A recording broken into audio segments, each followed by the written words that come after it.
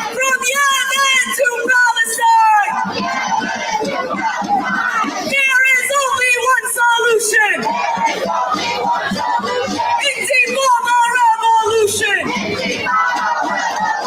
Free our prisoners, free them all.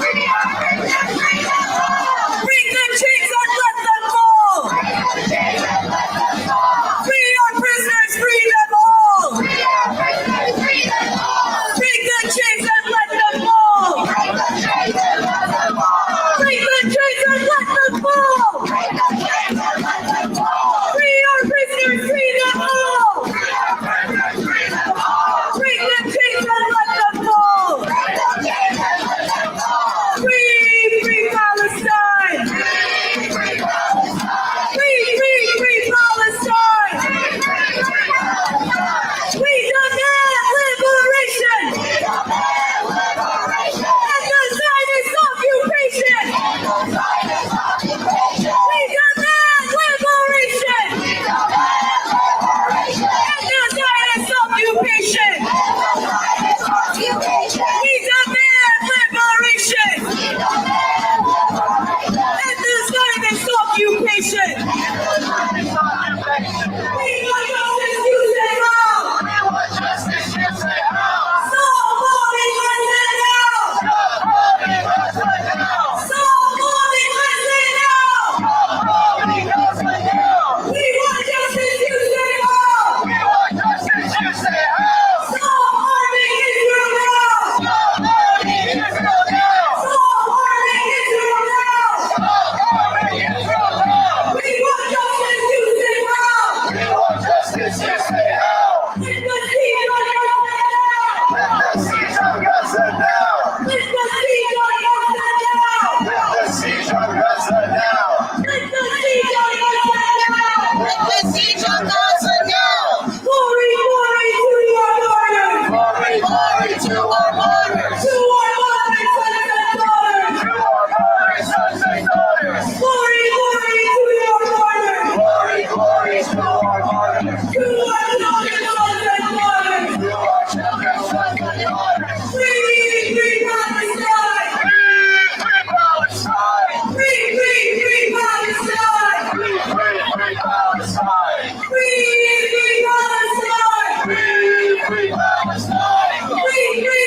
Palestine. Free Palestine. From the river to the sea. From the river to the sea. Palestine will be free. Palestine will be free. And from the sea to the river. From the sea to the river.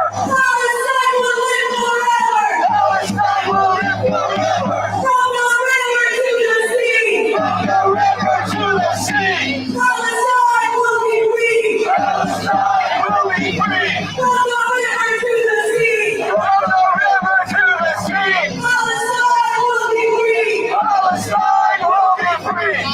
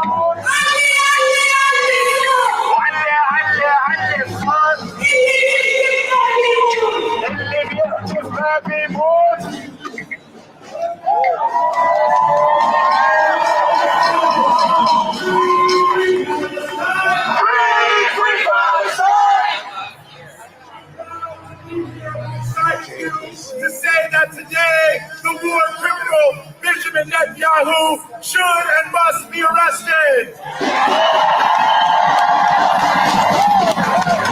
Not only must there be a ceasefire now, but Congress should cut all aid to Israel.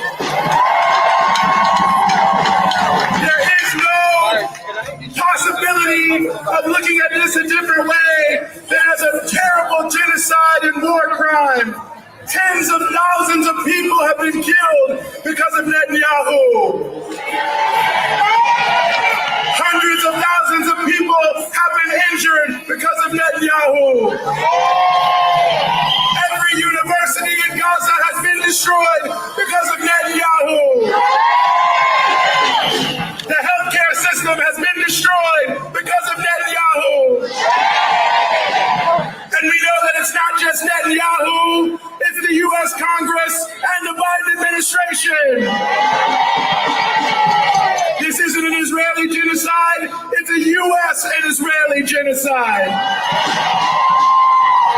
The blood is on the hands of Joe Biden, Benjamin Netanyahu, Mike Johnson, Chuck Schumer, Hakeem Jeffries, and Kamala Harris. And it's important for us to know that despite these people in Congress saying that they're the so-called representatives of this country, that they don't represent us or the majority of people in the United States.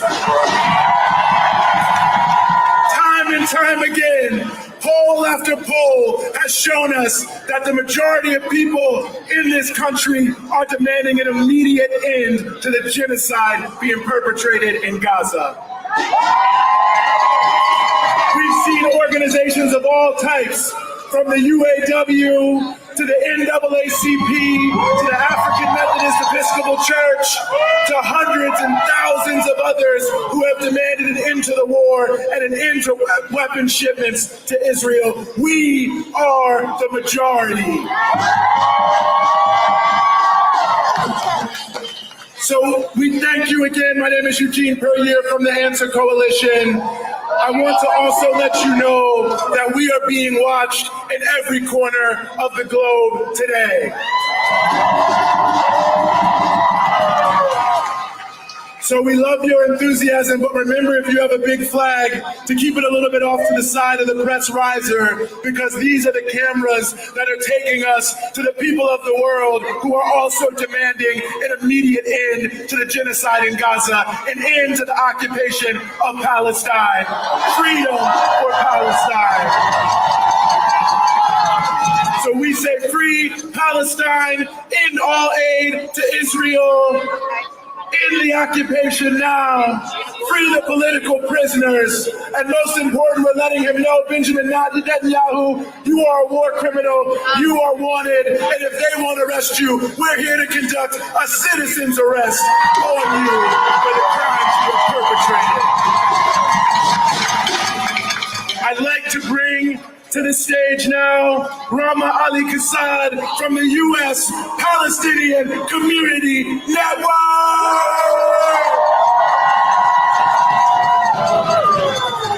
Washington, D.C. Are you ready? Are you ready? Are you ready to reaffirm our commitment to Palestine? Are you ready to reaffirm our commitment to liberation? Are we ready?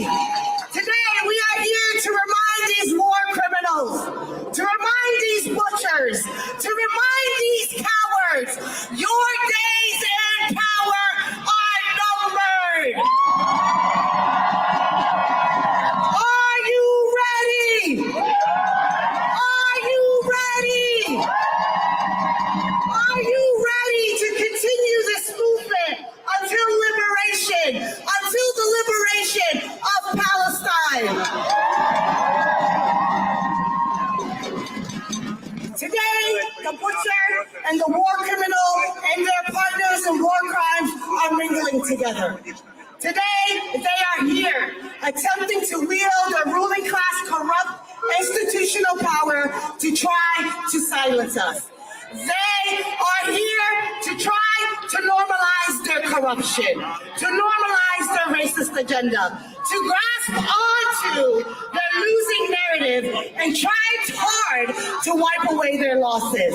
We won't let it happen. Are we ready? Are we ready? However, we are here. We, the people of defiance, the people of consciousness, being guided by our kin, our comrades, and Gaza.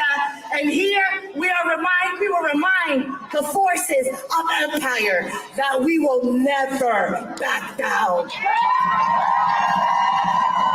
Brothers, sisters, comrades, and kins, we have sharpened the contradictions. Yes, there are two sides to this genocide. There are two sides. There is the side of the oppressor, and there is the side of the oppressed. The side of the oppressor are the ones who want to maintain a white supremacist, imperialist, capitalist structure. The side of the oppressed is the side that is resisting, that is fighting, that will continue struggling for freedom and liberation. The ruling class has chosen their side, but guess what? We have chosen ours. Free, free Palestine!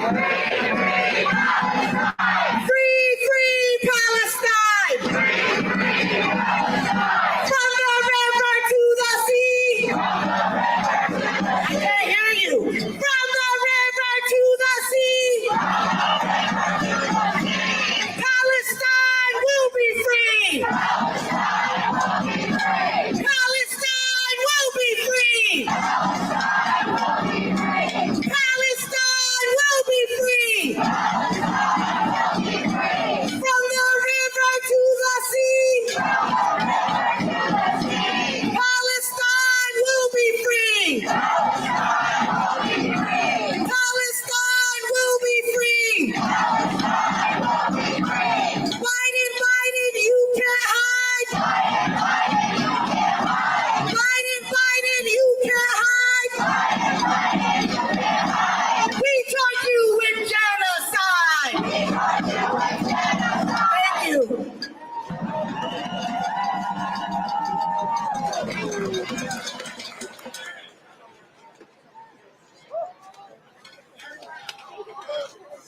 And our next speaker is from the American Muslims for Palestine, Ziyada.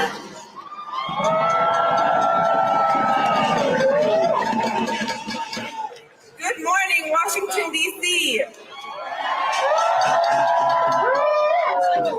On this day, 102 years ago, the League of Nations assigned the mandate of Palestine to Britain with the 1918 Balfour Declaration. This would be the start of Israel's brutal occupation of Palestine, 102 years ago. Last week, the International Court of Justice declared the Israeli occupation of Gaza, the West Bank, and East Jerusalem illegal. It also unequivocally found that Israel is committing apartheid against Palestinians in the occupied Palestinian territories. This ruling is not just a validation for what we Palestinians have been screaming for decades. It is a clarion call to the world that the time for action has been overdue. For too long, Palestinians have endured unspeakable suffering under the shadow of occupation, settler colonialism, and apartheid. The ICJ's decision shines a light on the truth that has been obscured by political maneuvering and willful ignorance. Yet the true measure of justice will be seen not in the proclamation of law, but in its enforcement. Over and over, we've been forced to confront a damning reality. The United States has played a central role in enabling Israel's genocidal campaign in Gaza and its broader occupation of Palestine. Our tax dollars fund the bombs that rain down on Palestinians. Our political leaders offer unwavering support to a regime that systematically oppresses and brutalizes an entire people, now recognized by international law. For Congress to allow a war criminal like Bibi to enter the halls of our legislative chambers, let alone our country, is nothing short of disgraceful. The occupation existed long before him, we all know that, but Netanyahu's hands are stained with the blood of thousands upon thousands of Palestinians. The 9-month-long genocide of Gaza, marked by relentless bombings and blockades, bears his signature. And yet our leaders, those who claim to stand for justice and democracy, have not only welcomed him, but have met with him, tactically endorsing his crimes. President Biden, who's set to meet with Netanyahu tomorrow, despite knowing the absolute truth for months, and every member of Congress who's facilitated this visit, not only stands complicit in these atrocities, but is single-handedly responsible for them. We must channel our outrage into action. It's not enough to condemn these actions with words. We must demand that our leaders uphold international law and human rights, no matter how tiring it may become for us. The occupation and apartheid must end, and the enforcement of the ICJ ruling is a critical step in this journey. We must pressure our government to cease its support for Israel's crimes, both politically and financially, and hold those responsible accountable, like Prime Minister Benjamin Netanyahu. This is a moment of truth for all of us. Will we stand by as our country aids and abets genocide? Will we allow our leaders to betray the principles of justice and humanity? Or will we rise united and resolute to demand an end to this complicity? Louder! We must rally our communities, educate our peers, and hold our elected officials accountable on a daily basis. The world is watching, and history will judge us by our actions or our inaction. Let us honor the resilience and courage of the Palestinian people by refusing to be silent, no matter how long it takes. Let us demand justice, not just in words, but in our deeds. We owe it to the Palestinian people, we owe it to ourselves as American taxpayers, and to the future generations to fight for a world where justice prevails, and that begins by making it clear that we, as Americans, tax-paying citizens, do not welcome war criminals of any kind into our country or the halls of legislative chambers that our tax dollars provide for. Thank you, and free Palestine.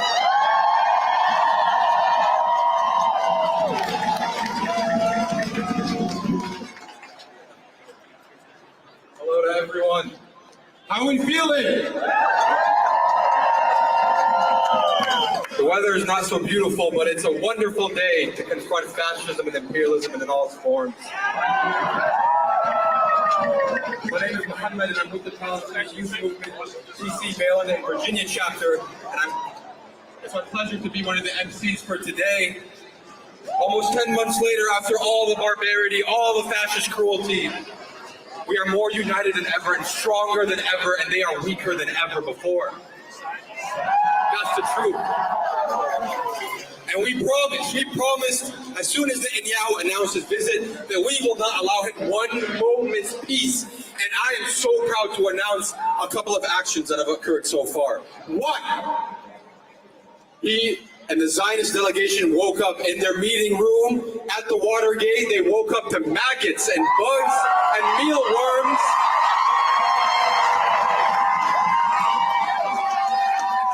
Like they deserve. And as we speak right now, 4 intersections around the Capitol have been blockaded by the people, for the people. And the people are only getting started. We are only getting started. And it's my pleasure to introduce our next speaker today, Zaina Hutchinson, from the Arab Anti-Discrimination Committee.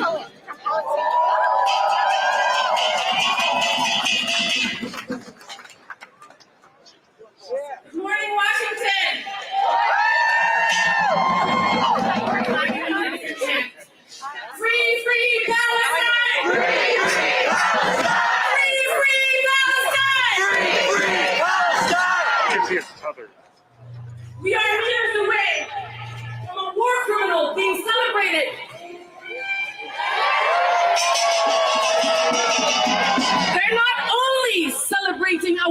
criminal.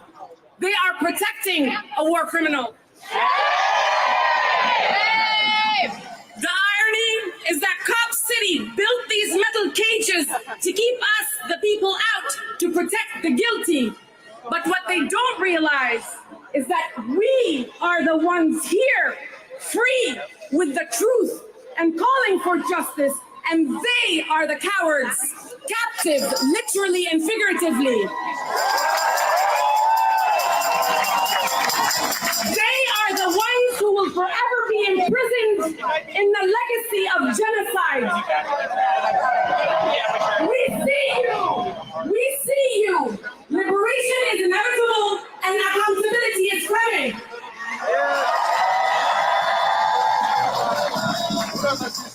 We protest a genocidal maniac, his supporters and enablers, and demand his arrest.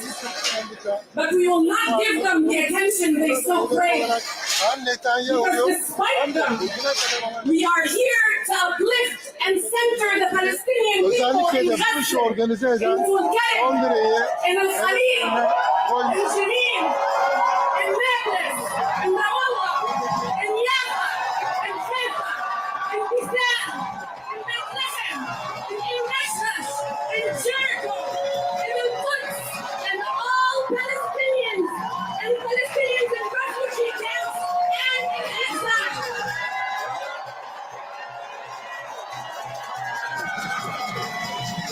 We protest a genocidal maniac, his supporters and his enablers, and demand his arrest. But we uplift the memory of Muhammad Khan, whose last words were, "Bas ya habibi," while being mauled by an Israeli army dog and then left to bleed to death. And we uplift the memory of Hind Lajan, of Sidra Hassoune, and the tens of thousands of Palestinian children killed by the Zionist entity over decades. We protest a genocidal maniac, his supporters and his enablers, and call for his arrest. But we uplift Palestinian journalists, academics, healthcare workers, farmers, thinkers, athletes, artists, and all resistance to oppression, subjugation, and genocide.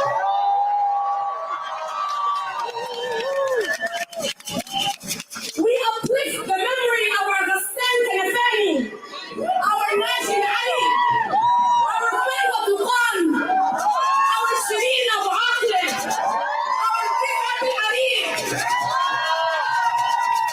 We protest a genocidal maniac, his supporters and his enablers, and demand his arrest. But we uplift the thousands of Palestinians in all of the Zionist dungeons and torture camps. Let's make sure they hear us when we say, we don't ask permission to end genocide. We demand it. We don't ask for permission to end apartheid. We demand it. We don't ask for permission to return to our homeland. We demand it. We don't ask for permission to free Palestine. We demand it. Because liberation is a right, not a gift. Together we will not be denied. We will not back down. We will not be defeated. We will not surrender. We will not submit. Let's stay focused. Let's remember that Palestine unites us. Lastly, look around you. Each and every one of you is part of a just and historic movement. And it's called a movement because it can't be stagnant. It has to continue. Take care of yourselves and each other, because togetherness and justice is more powerful than any other weapons. So while we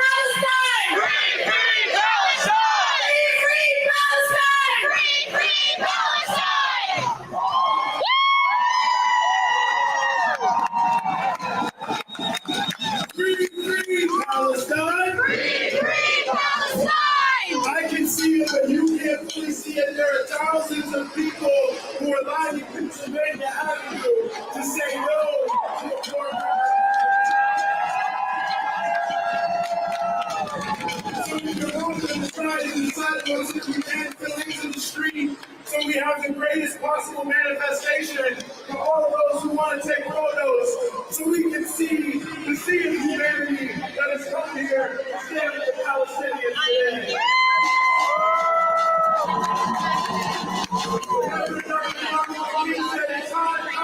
Silence is betrayal, as we will not be silent in the face of genocide.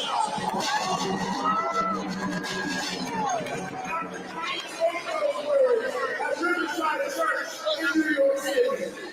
And I'm honored to bring to the stage, I ask you to warm welcome to the Reverend Adrian Thorne, the Senior Pastor of Riverside Church.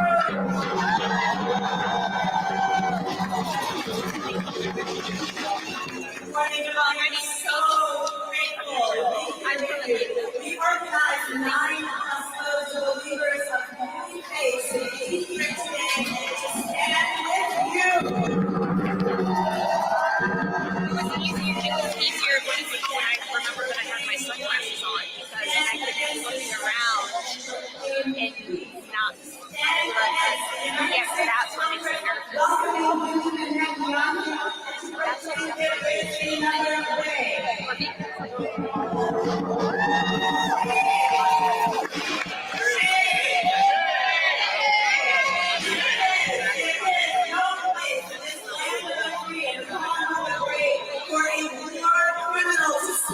most powerful people in our nation. There is no place for Netanyahu, for whom the International Criminal Court District and arrest warrant to address Congress and to seize our government for our tax dollars to add to a death toll already exceeding 40,000 human lives.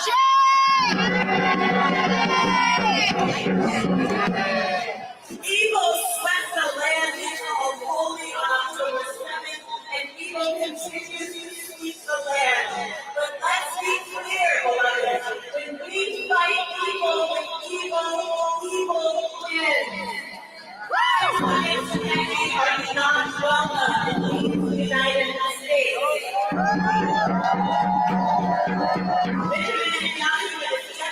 Policies are not welcome in the United States.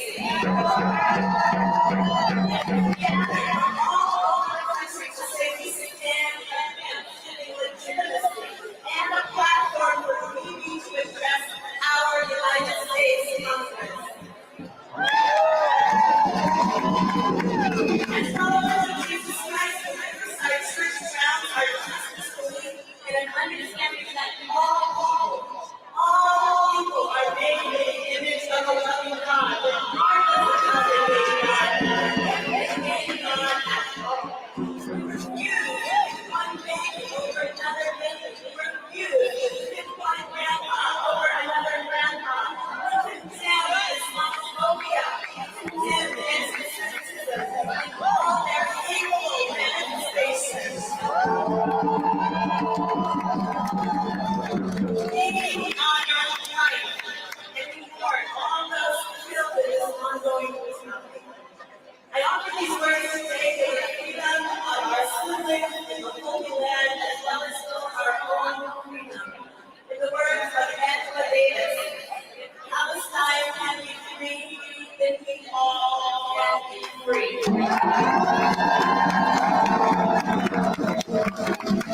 Riverside Church, the city of New York, calls for the release of all hostages, calls for the release of all prisoners being held in Israel without cause, calls for immediate and adequate aid distribution to Gaza, and an immediate, just, and permanent ceasefire.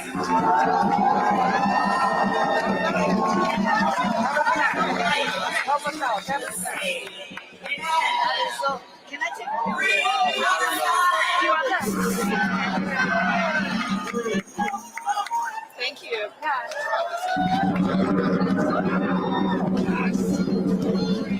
You have an update.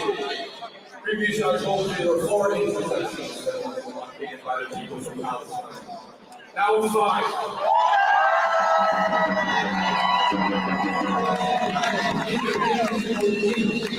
North Carolina, Pennsylvania, independence before, and Union States are both claimed by the people.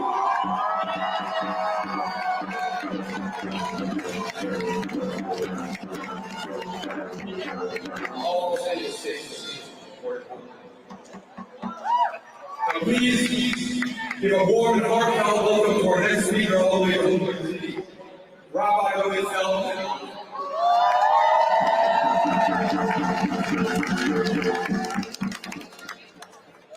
In our thousands, in our millions, we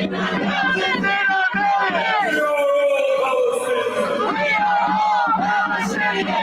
I'm here with the intentions of the Rabbinic community, rabbis, scholars, Muslims, Jews, we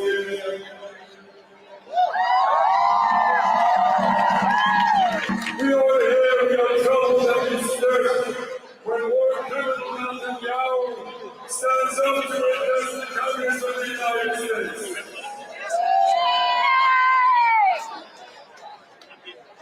He comes there supposedly representing all Jews and claiming that the Jewish religion supposedly condones his movement and actions and himself.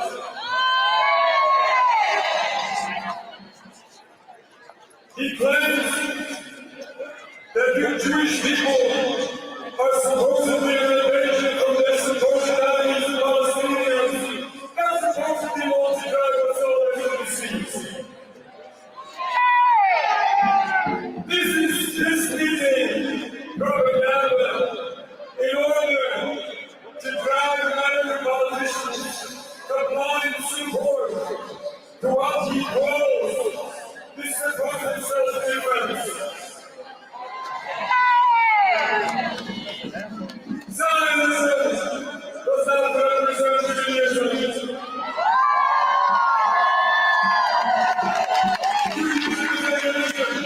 It is only while Zionism is the only political movement. The state of Israel does not represent world Jewry. We have masses of Jewish people worldwide who publicly oppose, condemn everything Israel stands for. The Palestinian people are not the enemy of the Jewish people. We lived in peace in Palestine as in other Muslim countries prior to the 1920s, prior to the invention of Zionism, despite any differences of religion. It is the brutal, illegal, and anti-Jewish occupation of Palestine which is causing death and destruction to Palestine and to the Jewish people. According to Judaism, Jewish people are in a divinely decreed exile. We are forbidden to create any sovereignty by physical means. We are forbidden to kill, steal, or oppress any people, especially the Palestinian peoples, people who are kind to us for so long.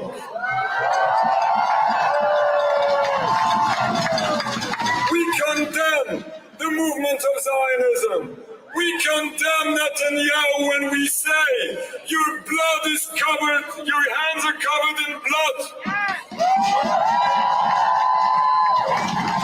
If we truly want to see a better future, we must understand and realize what is the root cause to the problem. It is the occupation of Palestine which is destroying everyone involved.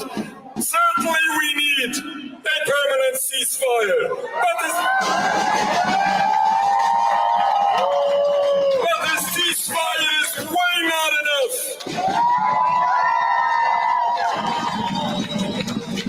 We need a total end to this entire occupation of Palestine. And then, and only then, we can hope to see once again that historic peace be in the future, God willing, inshallah. Thank you very much. One more time for Rabbi Feldman, please. Now, previously I told you there were 5 intersections that were taken. Let's add one more.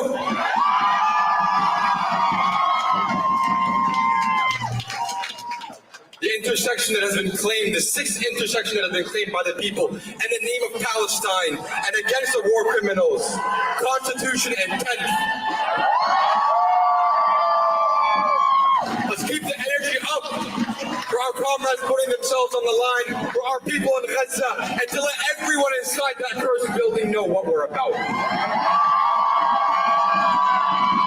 And let's keep that same energy as we welcome our next speaker, Yoav Gallant, from the Council on American Islamic Relations.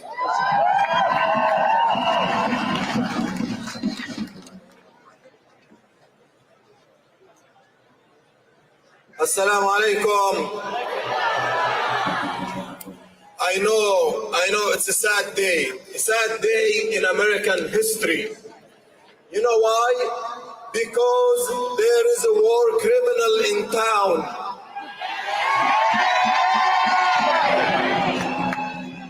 They call him a prime minister, but what do we call him? A criminal. A criminal is at loose on Capitol Hill. Shame on our Congress, on the leadership. Instead of getting his testimony today, he should be delivered to The Hague to give his testimony about his war crimes over there.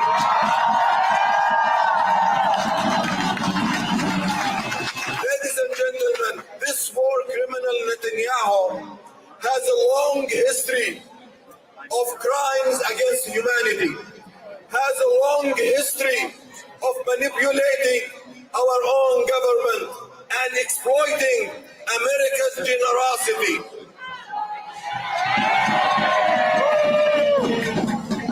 For the past 30 years, he has been actively manipulating our government to conduct wars in Iraq, and we see the results of devastating war on Iraqi people, on the Iraqi land, and even our own economy here in the United States.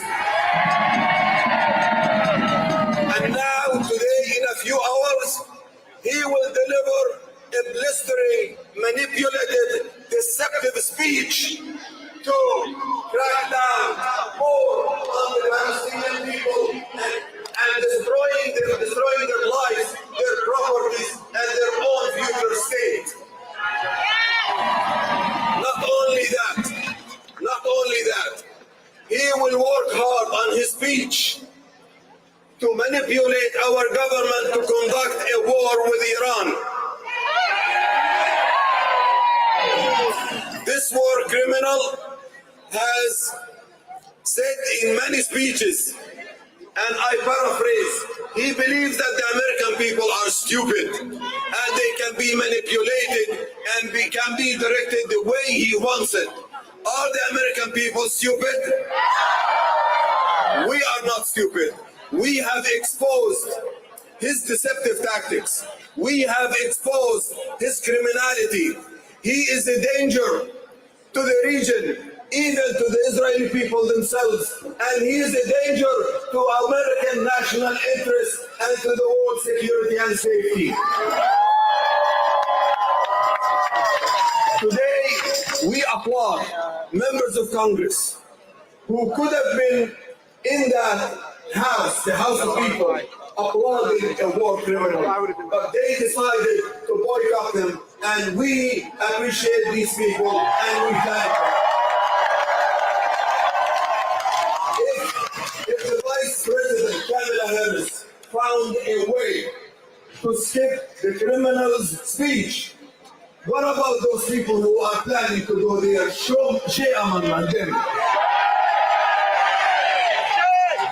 Brothers and sisters, as I conclude, protesting like this and protests are magnificent. We are voicing our opinion, and we are showing that the American public will never ever be fooled again by Netanyahu and his extremist government. However, I have to challenge you today. Are you willing to be challenged? In addition to this strong way, the U.S. media, international media is here, witnessing your power, your voice, your advocacy, standing up for justice for everyone, including for the Palestinian people. You are here with your energy, but I challenge you today to thank those who skipped the criminal speech today. I challenge you to call those people who applauded the speech and invited him to protest their hypocrisy and normalization of criminal war and the devastating war against the Palestinian people. I challenge you not to give up on the election in November. I challenge you to go out and show up, because the uncommitted movement was able to sideline President Biden, and we have to continue to put up our demands for ceasefire, for ending the U.S. military aid to Israel, for the U.S. complicity in these war crimes, and for the U.S. to commit to rebuild Gaza and work for a peace process that will lead to the creation of the Palestinian state on their own homeland. I, as a Palestinian, I thank you all for being upright, for being courageous, for speaking up truth to power when it is difficult, especially for our brothers and sisters from the Jewish community, students, and everybody from every background. Thank you all for being the hope for the Palestinian people and for rising up to wake up America from its delusion. Thank you. Let's do it one more time for you have all compare. I don't know if you guys are aware, you can see the effects of these masses that have gathered here. But I'm hearing the Constitution is effectively shut down by our presence here alone for 11 years. That is why the state is spending tens and tens of millions. For what? Because they fear the people. Because they know their power is weak. That's what we're doing here today. Without further ado, I'd like to introduce our next speaker, the president of the Palestinian American Organizations Network, Mohammed Abdel Salam. Please give it up for him as he comes on stage.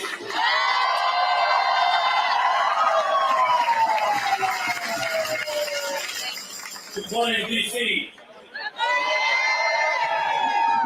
This Netanyahu will know.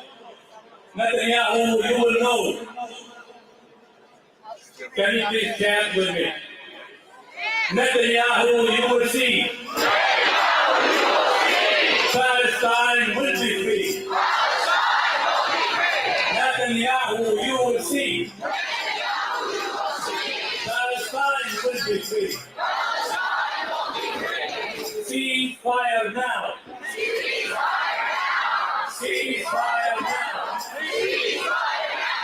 Free Palestine. Free Palestine. I would like to thank you all for being here today, driving the distance from all over, taking days off, taking time from your families to be here today. And I would like to give a shout out for our own organizations and our members who are driving and flying from Chicago, Detroit, Dearborn, Flint, Michigan, Lansing, Ohio, New Jersey, Tampa, Florida, Richmond, Virginia, and of course, Washington, D.C. area. Thank you all for being here. We are gathered here today on the 292nd day of the apartheid colonial regime assault on Gaza.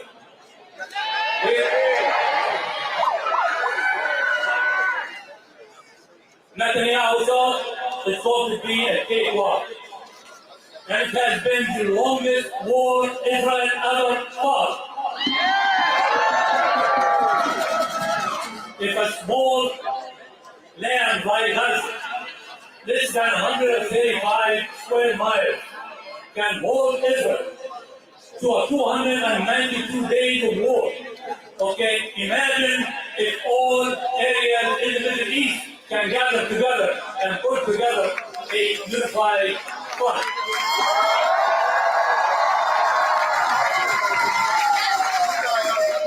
Today, this genocide war had claimed almost 40,000 lives.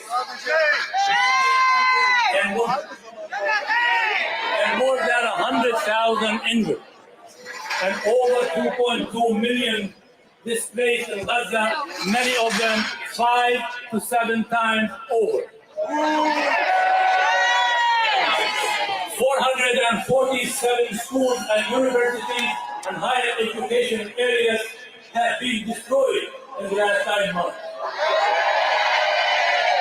81,000 tons of bombs have been dropped on Gaza. That's equal 5.5 times the Hiroshima nuclear power that dropped on Japan. There is no water, no drinking water, there is no electricity in Gaza. There are no food. All exits to Gaza has been blocked, and there is nothing can come in out of Gaza. Even the injured cannot leave.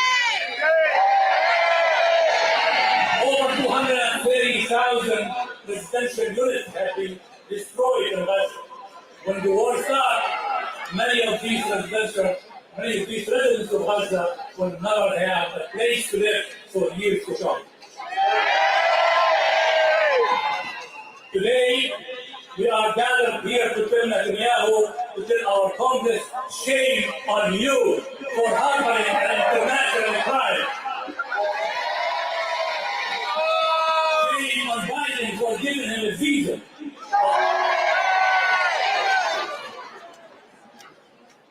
Netanyahu's visit to the United States is to get an approval to prolong the war and probably to open the northern front with Hezbollah. And he is going to prolong the war in Gaza till Trump will be elected, if he is elected in January, so Trump can give him permission to take an attack on Iran.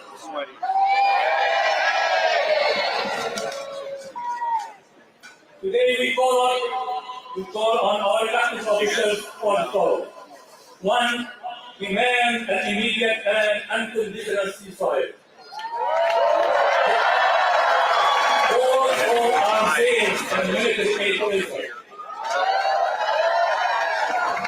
Support an international investigation into war crimes and hold the responsible accountable. Open all crossings into Gaza to allow the flow of humanitarian aid. And recognize the state of Palestine and support the Palestinian people's rights to self-determination. Thank you for standing together today. Let us continue the fight for justice, for peace, for freedom, and independence for the Palestinian people. Let's free Gaza and free Palestine. Give it up one more time for Muhammad. Washington, D.C., we have taken over another intersection. We are rolling all the way back to Pennsylvania and Southern. Give it up for yourselves. I have the honor to introduce the next speaker. He is from the U.S.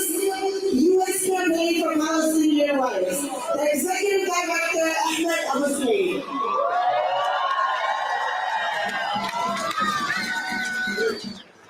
What's up, my people?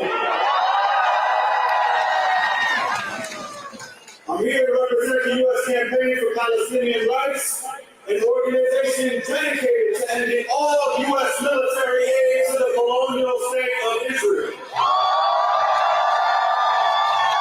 And today, July 24th, 2024, we are here to arrest and more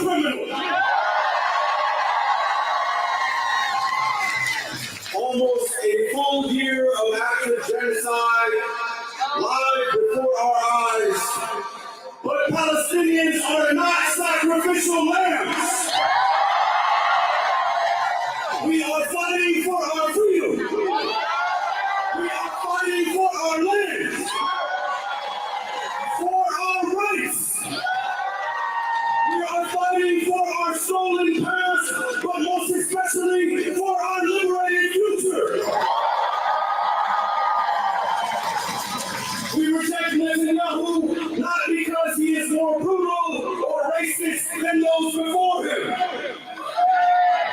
We reject Netanyahu because he's exactly the manifestation of the colonial project known as Zionism. We reject genocide, Joe, and the U.S. government's support of this monstrosity historically and today. Taxpayers here, you all in this crowd, you all joining us on the live stream, you all joining us free on the internet are being bamboozled. We are told there's not enough money for our schools or teachers' salaries. There's not enough funding for healthcare in the United States. There's not enough funding for the houseless members of our community. Instead, they expand police budgets while building cop city theme parks to continue to militarize our neighborhoods. They violate international law, U.S. law, and the laws of human dignity in order to continue their ruthless brutality. We are here to say, stop arming Israel! Stop arming Israel! Stop arming Israel! The contradictions have been sharpened and are made more clear for any who seek to know the truth. Now, before I wrap up, I'm wondering if y'all heard the new Kendrick Lamar anthem, They Not Like Us. I want to try something. I want to read out a line, and I want you to chant, They Not Like Us 3 times. They fight to colonize, we fight to liberate. 3 times. Let's try that again. They fight to colonize, we fight to liberate.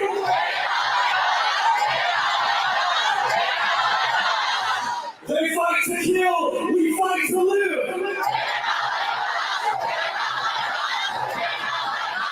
They fight for hate, and we fight for love.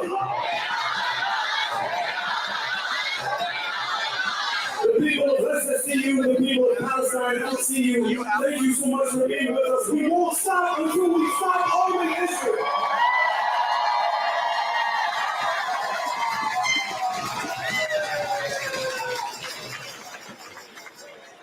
Free Palestine!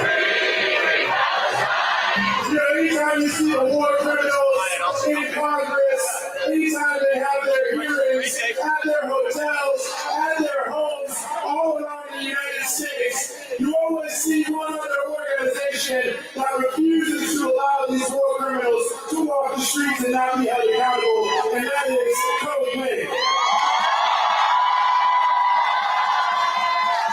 And just so you know, they were there this morning when Mr. Netanyahu left his hotel so that he would know the people are not going to allow him to be in Washington, D.C. without us coming out everywhere he is, saying stop the genocide and end all USA citizens. So please, if you can, give a warm welcome to Chris from Code.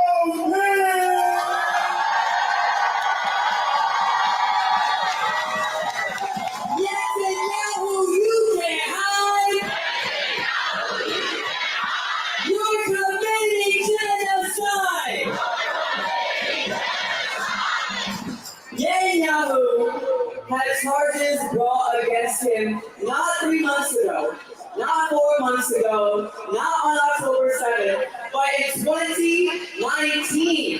He had charges brought against him. This is not a year-long conflict. This is not a 6-month, 8-month. This is decades. This is generations of genocide against the Palestinian people. Shame. This is not the first time that this country has tried to legitimize war criminals, legitimize war crimes at the expense of the American people. This is not the first.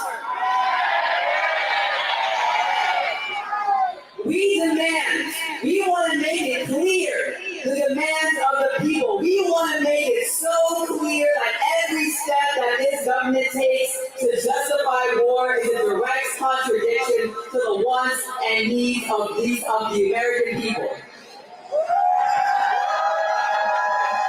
As my sister just said, we in this country, we have people who can't read. We have top cities being built. We have education being defunded year after budget year. We are in the streets saying, fund our schools, fund our communities, keep our libraries open. We are crying to keep open libraries while they are sitting in that building spending billions of dollars, $150 billion since 1948 to drop bombs on children. We drew this line here in June, and we are going to keep drawing this red line. We do not represent whatever you're talking about in that building has nothing to do with us. It has absolutely nothing to do with us. We are here, we have been consistently crying. When the U.S. sent money in 2019, we said no. When the U.S. funded the invasion of Haiti, we said no. When the U.S. funded the invasion of Iraq, we said no. We said no at every single point. When the U.S. declared the Black Panthers a terrorist group, we also said no. We are the people, and the people is what represents peace, freedom, and liberation. And I want to continue to make it clear. The people in that building, Hakeem Jeffries, Flores, Lincoln, all of those people say,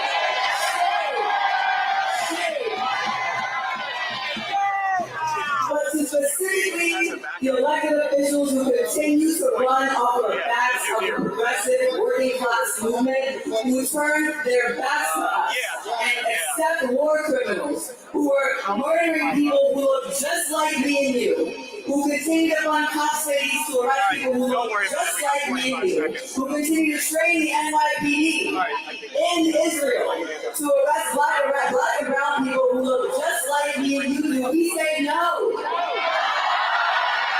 That is not us. That has nothing to do with us. What the conversations in that building happening right now have nothing to do with the needs of our communities, nothing to do with the conversations that we're having on the ground, and do not represent the ideals of us.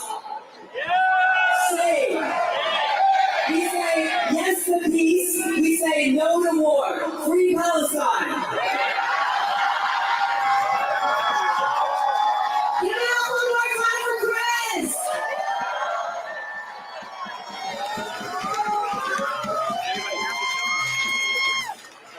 Free Palestine!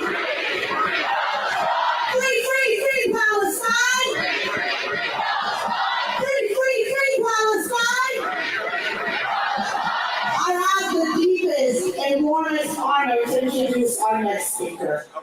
This is England Midland from Gaza, who is a placement in the first case of its kind, with our comrades from the Center of Constitutional Rights, sued Biden, sued Austin, sued Lincoln for genocide.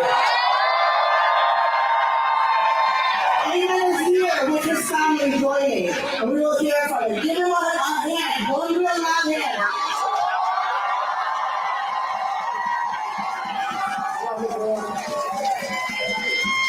Thank you. Thank you.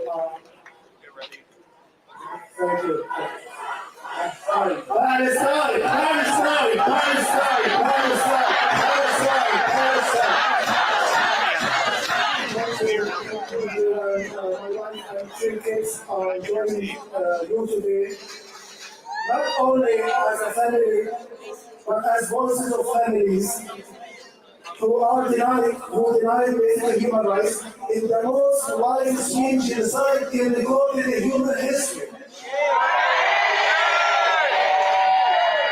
Back in 2015, I was here in Washington, D.C., demonstrating against Netanyahu. Netanyahu visit while we have a killing machine against the children. Gaza has been under slow motion genocide for 17 years, and now we are in the most large-scale transformation genocide in our history. I'm also here representing the activists and feminists of all Palestine, all the indigenous people of Palestine.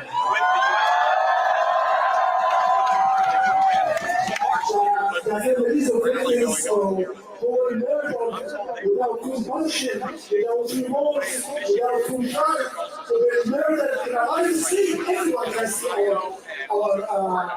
our struggle. And so, you know, one thing aware, Gaza became a mortuary, Gaza became a graveyard, but Gaza will still be engraved in our lives. I lived all my entire life in Gaza, and we really, if you come to Palestine, you will fall in love with Gaza.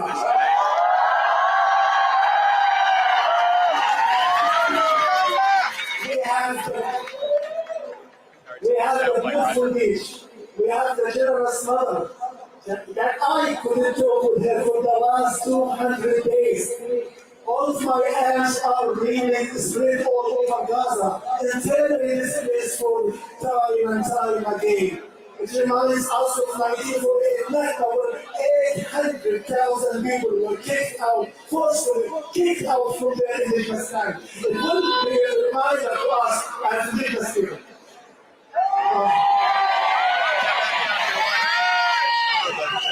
So that's why I give this the deepest honor of my life to be a plaintiff of the genocide case against President Oscar Clinton for aiding and abetting genocide and committing genocide.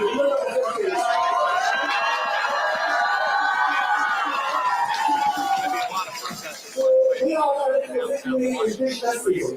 Near the Capitol, including the We are unequivocally indigenous people fighting to defend our own land.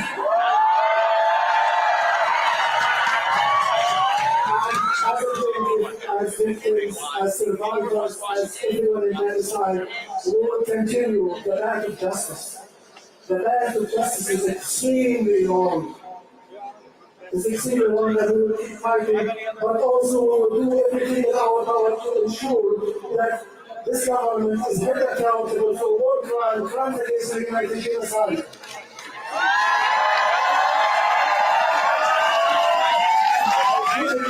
We are seeking a response against Netanyahu. Few days ago, the Center for Constitutional Rights asked us for the Center for Constitutional Rights for standing up for Palestine. The Center for Constitutional Rights has written to the State Department of Justice, calling upon them to open an investigation into Netanyahu for war crimes and genocide while he is here. So, again, I am sending much love. We are immensely proud of our friends and supporters around the world who refuse to stand anti-by and to be biased by standards, but to be in the right side of history when you are supporting the indigenous Palestinian people and the right to self-determination, the freedom, and the heinous crimes.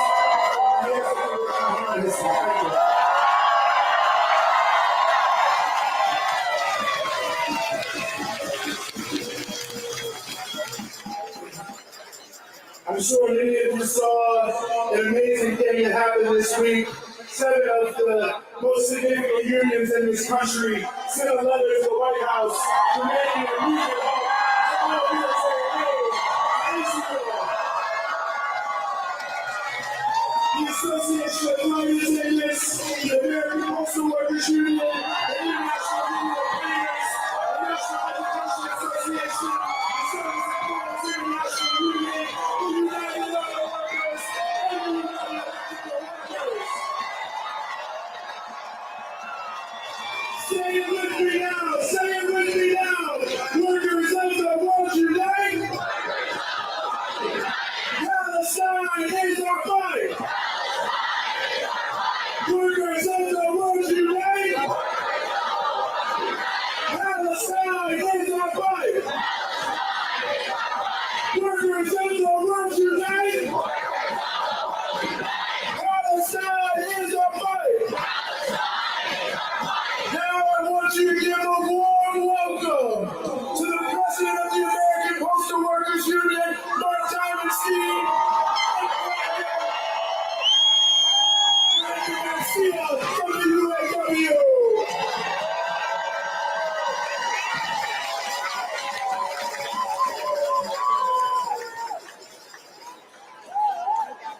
Union solidarity greetings, fighters for justice. In the spirit of working class solidarity and justice, the American Postal Workers Union, AFL-CIO, stands with humanity and the suffering people, workers and unions of Gaza, and calling for a long overdue ceasefire and massive humanitarian aid for the 2.3 million people of Gaza, walled, displaced, homeless, bombed, killed, injured, diseased, and starving behind the war crimes of the Netanyahu Israeli government, fully backed by U.S. military aid. Just last week in our convention, we voted, quote, we call on the U.S. government to halt all military aid to the Israeli government and to stop using our tax dollars for more war, end of quote. The billionaire class and corporations never pay their fair share of taxes, if at all. But workers do, and our tax dollars should never be used to bomb, maim, and kill innocent children, women, and men of Gaza, nor to enrich the U.S. military-industrial complex.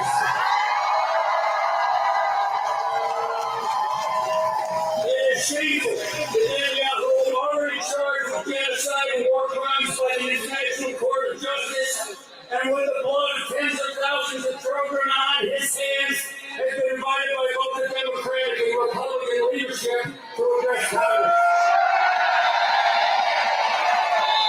This is about another bipartisan green light, along with billions more military aid, to continue the carnage and brutality, and is increasing the very real danger of a wider war. The American Postal Workers Union is proud to have joined with other national unions, including the United Auto Workers, United Electrical Workers, the Association of Flight Attendants, the National Nurses Union, the International Union of Theaters, and the National Education Association, and the National Labor Network Ceasefire. We stand with the vast majority of the people of our country and the world who support a ceasefire, humanitarian aid, peace, and freedom. As the main financial backer of the Israeli military machine, the White House has the leverage to stop the massacre. It is a falsehood that criticizing the government of Israel and our own somehow equates to being anti-Semitic or anti-Jewish.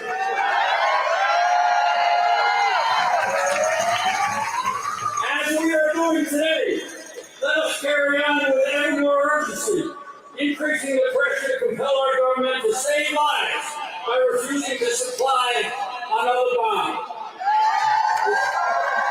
It's great to be here today, shoulder to shoulder with all of you. Solidarity forever.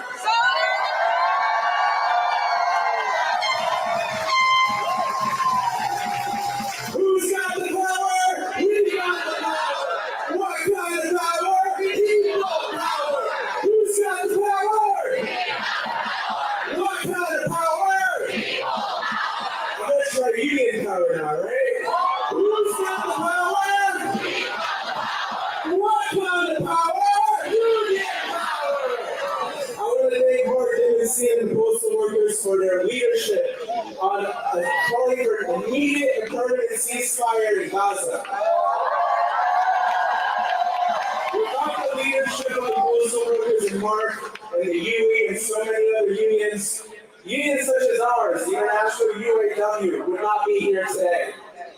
We also would not be here today if it wasn't for the work of so many people behind me, the rank and file workers of our union. Why is a ceasefire and an end to armed shipments to Israel a labor issue? I'll tell you why. Because our workers in Dearborn, Michigan, have been personally affected by this issue and have demanded that their union and their government stop funding a genocide.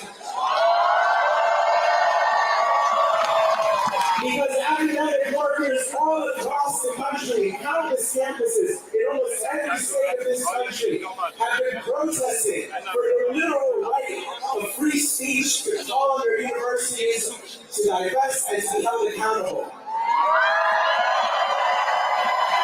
Our members are part of that movement and will continue to be part of that movement.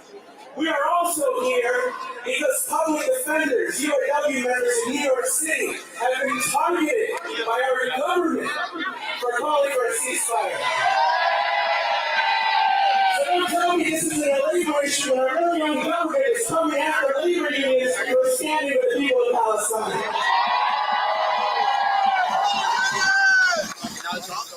Labor unions are one of the only democratic institutions we got in this country. We hold our government. We hold our nation accountable. We hold the billionaires and the millionaires accountable.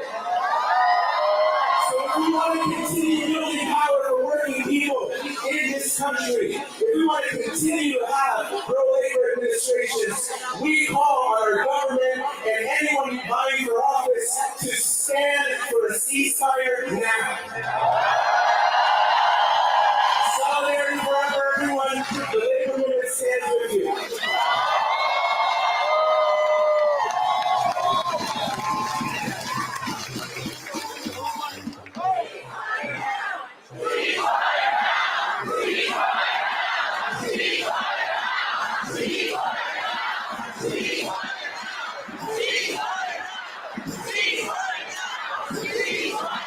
Thank you all here one more time for our wonderful comrades and allies in the labor movement.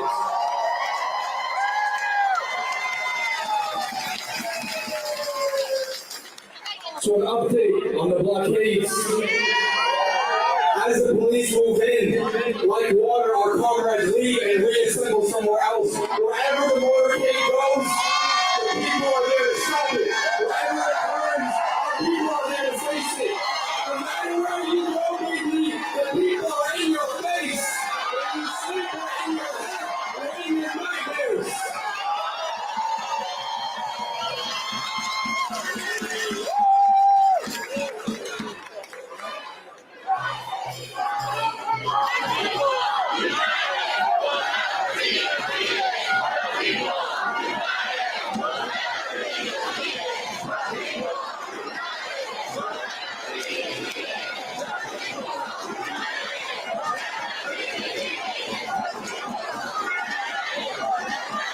This energy is exactly what has spent tens of billions of dollars on police who are out of New York because of this energy right here in the Let's keep the energy up and bring a warm welcome to our next speaker for the Party for Socialism and Liberation, Claudia de la Cruz.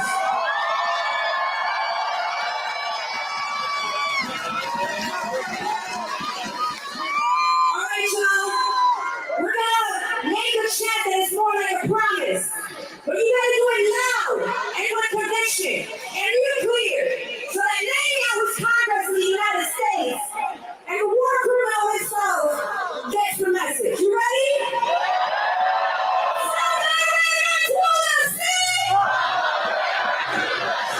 Palestine will be free!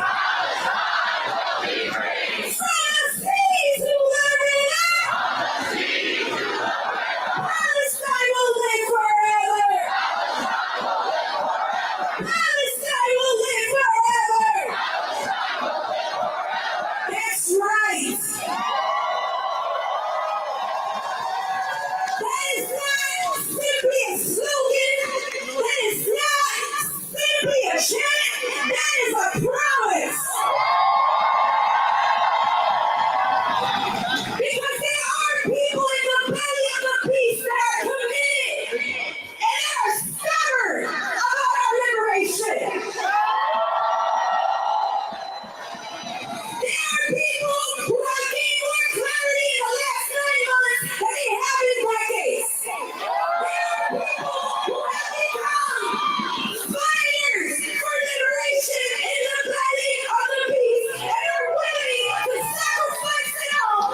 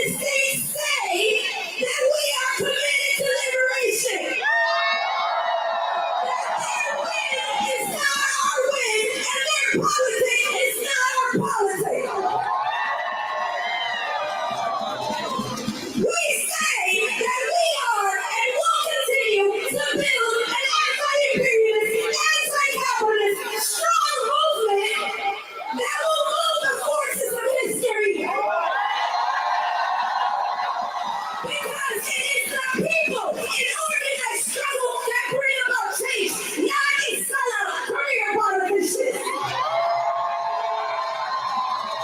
So I'll leave you with this. Gaza will free us all! Gaza has free us all! Free, free Palestine! Long live Palestine! Give it up for Zion! Our next speaker is from Jewish Voices for Peace. Give it up for Rabbi Esther Azar.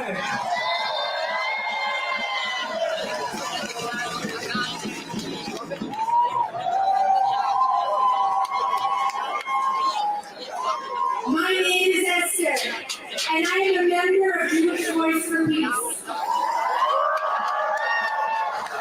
And I'm here on behalf of hundreds of thousands of Jews who stand in full and deep solidarity with our Palestinian siblings struggling for liberation.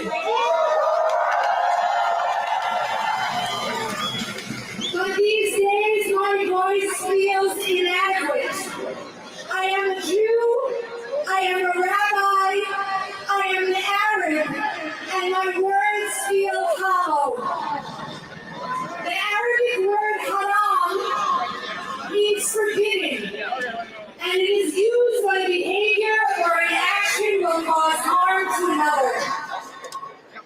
This is the word that repeats in my head every day. We stand 9 months and 76 years into a genocide.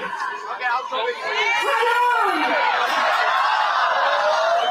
And those in power are gaslighting us, calling for a ceasefire while shipping 2,000-pound bombs. Haram! Others vote against the possibility of a Palestinian state. Haram! They speak of peace while funding apartheid. Haram! While prisoners are tortured and children are being mauled by dogs. Haram! I don't know much, but I do know this is not what God wants. I hear Allah's tears outside my window. Adonai's wails burn my ears.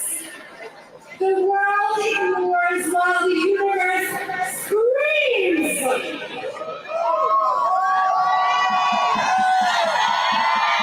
Before the West destroyed our communities, my family lived amongst our Muslim and Christian neighbors in Hadab, Aleppo. Western powers have used Zionism to steal this from us. They deny my Arab identity and usurp my Jewish one, claiming that I am only Jewish enough if I support Zionism. I spend most of my time fighting against this. However, what I never stop to notice is that we are standing here today, Jews, Christians, Muslims, and those of different faiths and identities coming together and building community.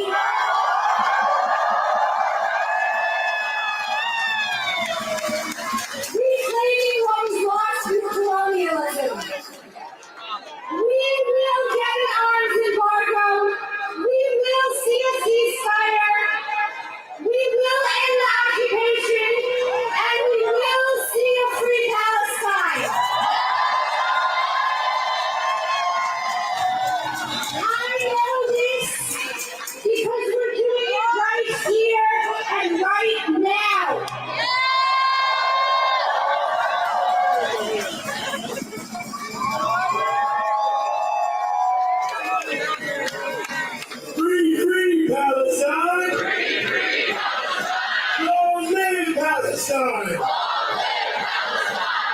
I just want to remind you, I also want to remind everyone in the press, and I hope you take this down if you're writing for mainstream media, that the voices you hear on the stage and the people who you see on the street that is stretching back blocks and blocks and blocks beyond my eyes represent the majority of the people of the United States.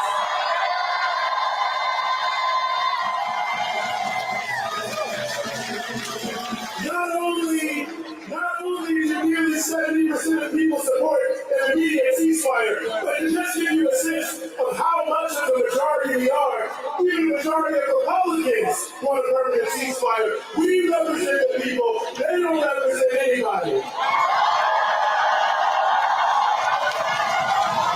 Next, I want to bring to the stage a voice that has been strong against genocide since the genocide began. Give a warm, rousing welcome to Jill Stein.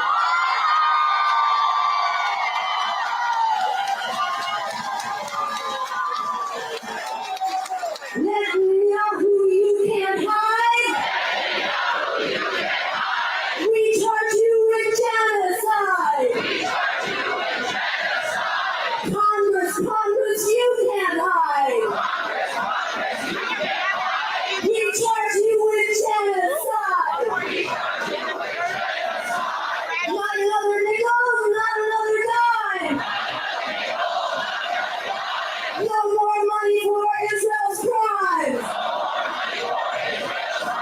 Free, free, free Palestine. Free, free, free Palestine. Free Palestine.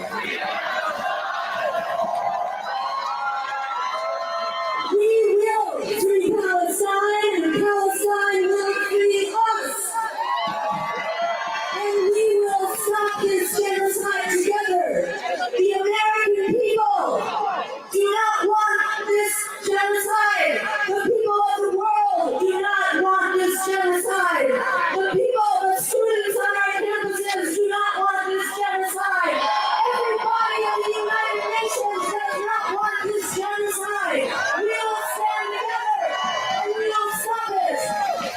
And we are here to tell Congress, how dare you invite this criminal into the people's house? This criminal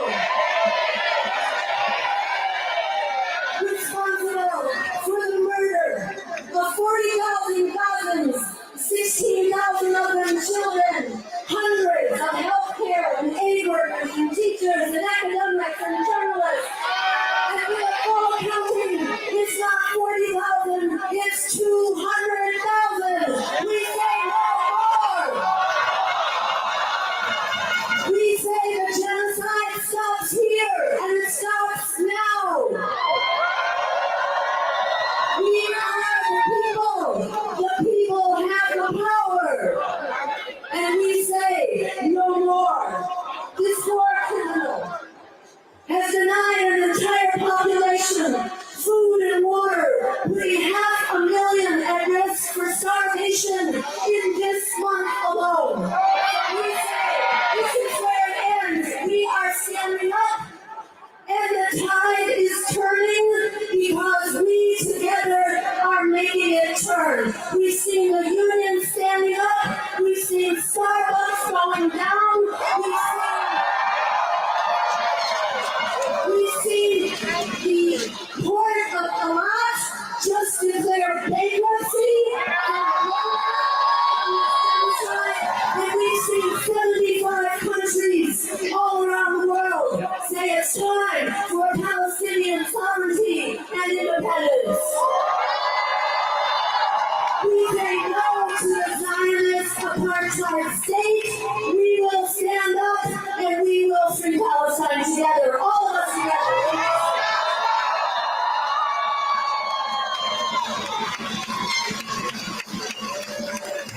One more time for Dr. Josiah, everyone. You know, we're getting reports about the police not knowing what to do with these moving blockades. They're turning over each other, they're running into each other, they're going to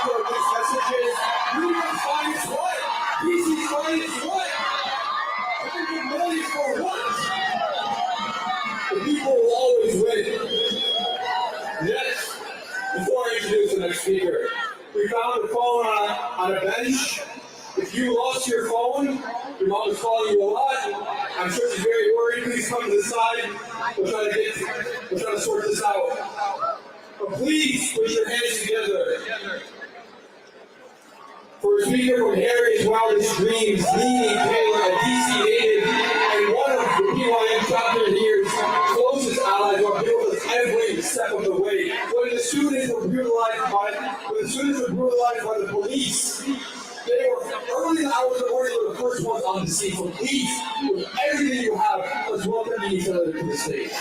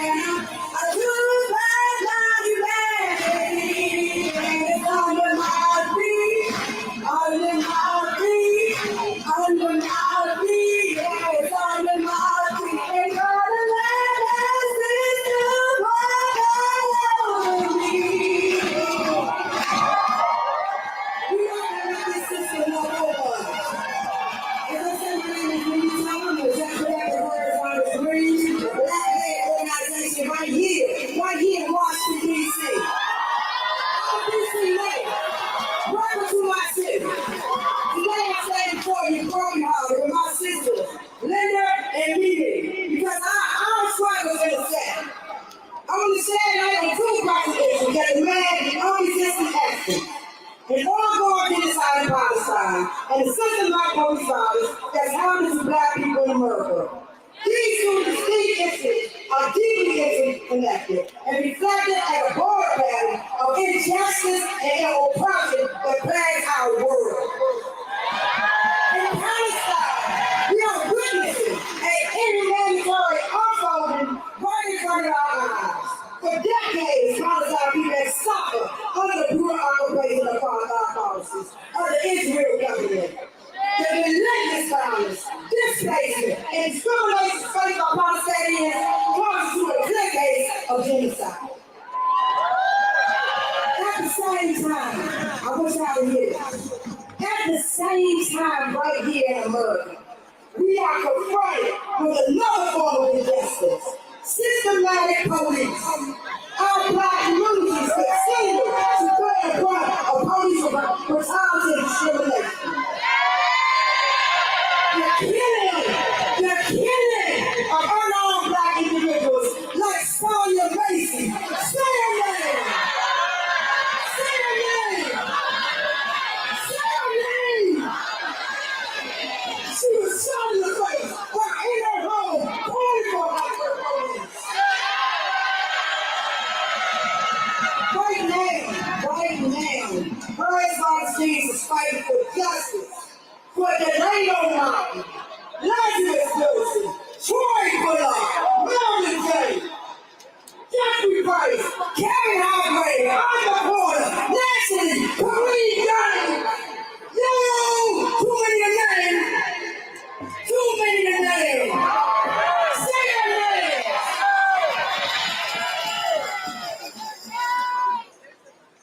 Yo. Fuck the police! What's the title? Continually serving.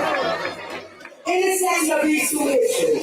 The same militarized tactics and technologies used to oppress the Palestinian people are often deployed against us, marginalized communities. You see it today.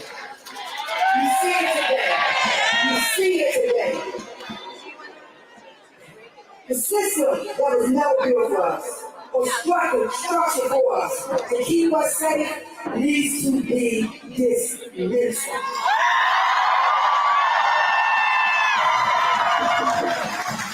The exchange of tactics and technology between the Israeli military and American law enforcement firmly entrenches the cycles of violence and oppression.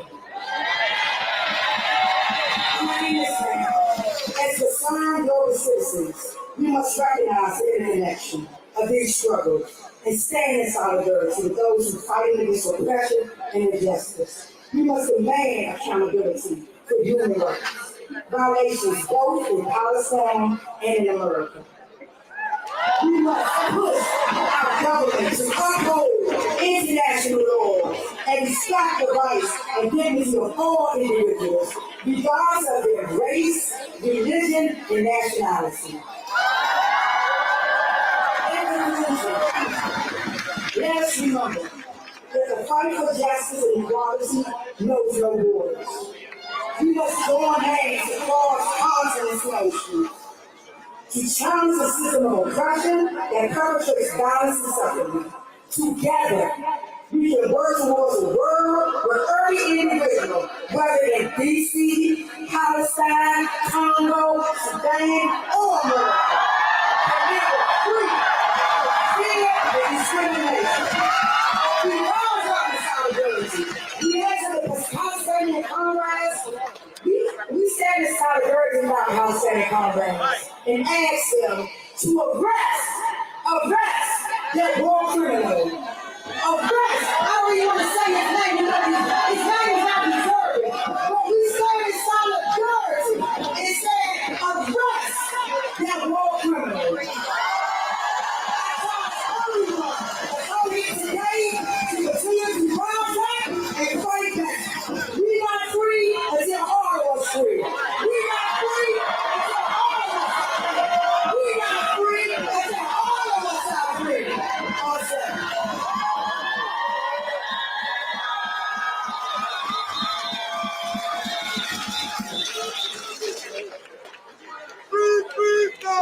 One more time for Harriet's wildest dreams.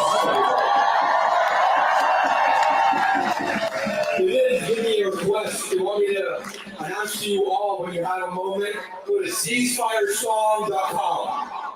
That's right, ceasefiresong.com. That's the song you were singing earlier.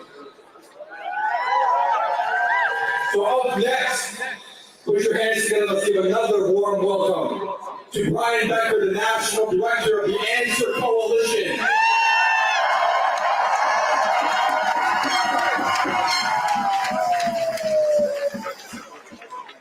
Sisters and brothers, we've been building this demonstration for the past 4 weeks.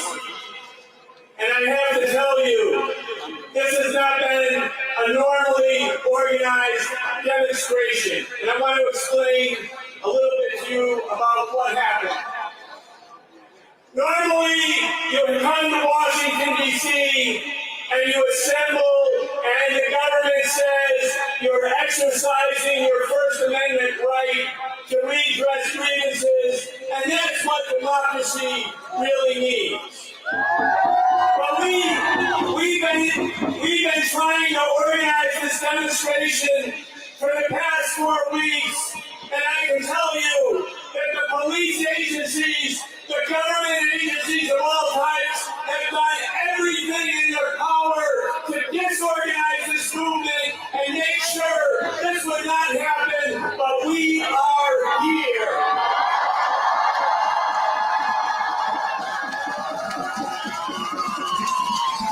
When you're on the area, there are snowplows, police barricades, 8-foot-high fencing. This U.S. Capitol, which says to itself, we are the people's house, it should be renamed. It should be called Fort Netanyahu because it looks like a fortress right now with all of this police barricades.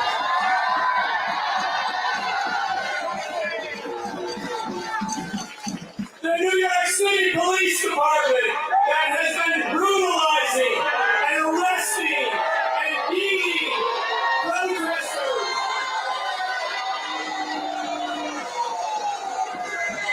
The New York City Police Department has sent 200 cops to Washington, D.C.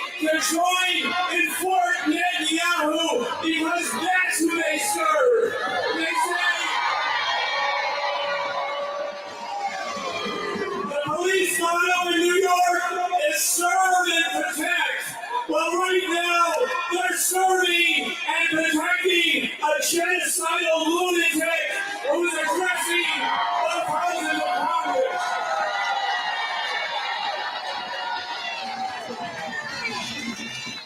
Just think of what we've created, though.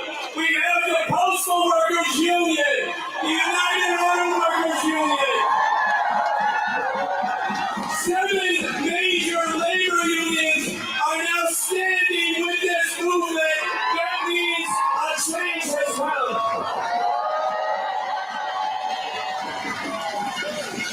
This is no longer the labor movement of George Meany when people said it was the AFL, CIA, we're going to have a new day in labor, where the labor movement, workers, stand with all of those who are oppressed, stand with Palestine, stand with Cuba, stand with Venezuela, stand against imperialism.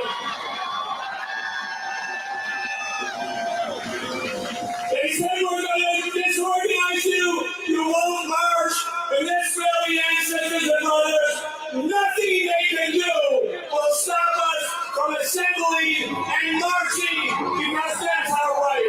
Free Palestine!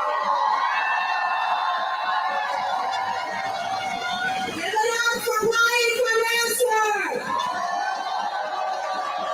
Our next speaker is a special guest. She joined us on the front line from day one of this genocide. She is a mother, an actress, and an activist. Give it up for Susan Sarandon.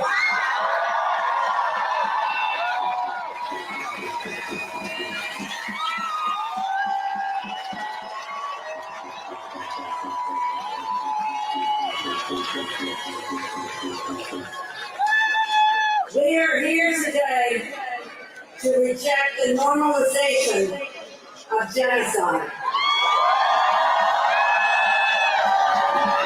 In 290 days, the death toll surpasses 39,000, and according to Lancet, will reach as much as 186,000 deaths. 90,000 injured. 10,300 women killed, 15,700 children killed. This is not normal. Over 152 journalists killed. Over 152 journalists killed, and healthcare doctors 570. 676 injured. Never before have so many journalists been killed. In all the wars put together, 182. This is not normal. Damaged schools, 476. Mosques, 700. Churches, 3. Completely destroyed homes, 153,750. UN staff, 366 killed with their families. And we can say that this is a minimum in terms of approximation because of all the deaths due to starvation, bodies still under rubble, bodies completely vaporized. So these are just low estimates. I would now like for all of you to join me in a message to our brothers and sisters in Palestine. We see you. We see you. We hear you. We hear you. And we will raise your voices. No one is free until everyone is free. Liberation of Palestine. We are applying for Susan Sarandon.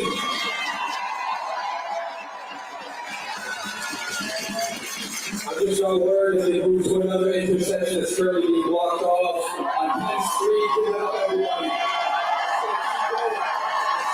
Keep going. Keep going.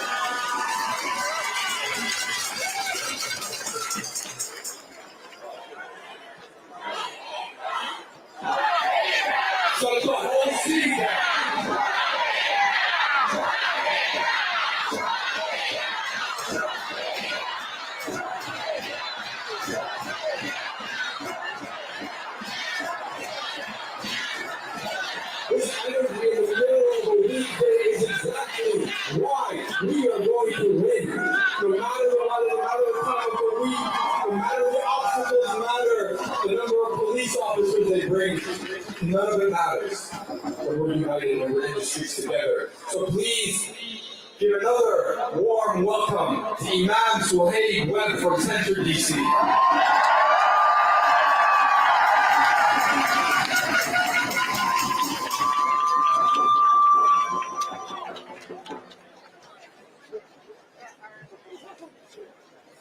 Assalamu alaikum. Since October 7th, but for many of us well before October 7th, since the 1940s and even before that, there's a number of emotions that we've experienced. But I think if we were looking for a word to encapsulate how we feel, it would be boiling. We are boiling. And let's not forget what happened on July 6th when Sonia Massey was killed while she was boiling her water. And the reason I say that is that boiling has a benefit. It kills parasites. It fights disease. It removes filth. And in the name of her death, boil now.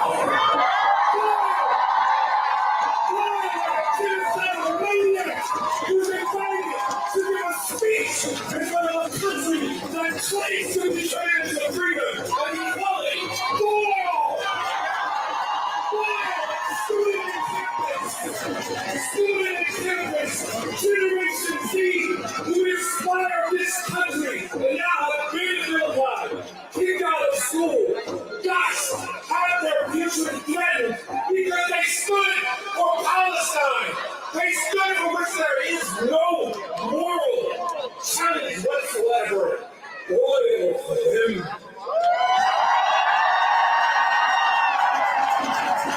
Boil for the carceral state that continues to imprison in the name of law and order large numbers of black folks and Latinos, where we see white folks get off. Boil! Do not let the death of our sister Sonia Massey be in vain. Carry the spirit of her boiling water wherever you go.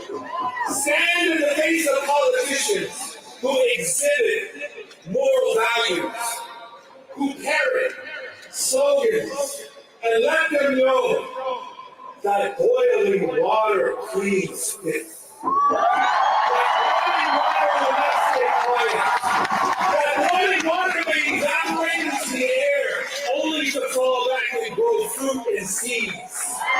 Let them know that you boil in the name of righteousness and that you're on the right side of history. Free Palestine, Shalom Aleichem.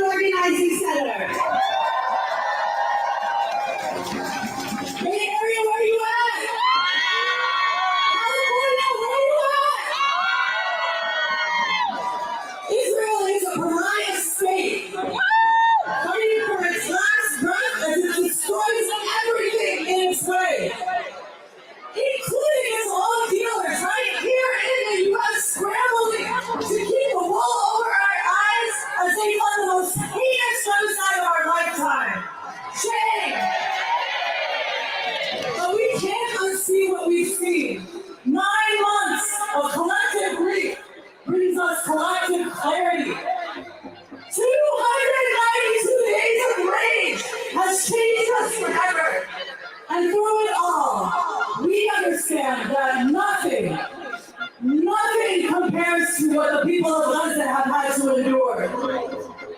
So we stay focused, and despite moments of discomfort, sometimes hopelessness, we remain steadfast, and we have a renewed sense of hope today.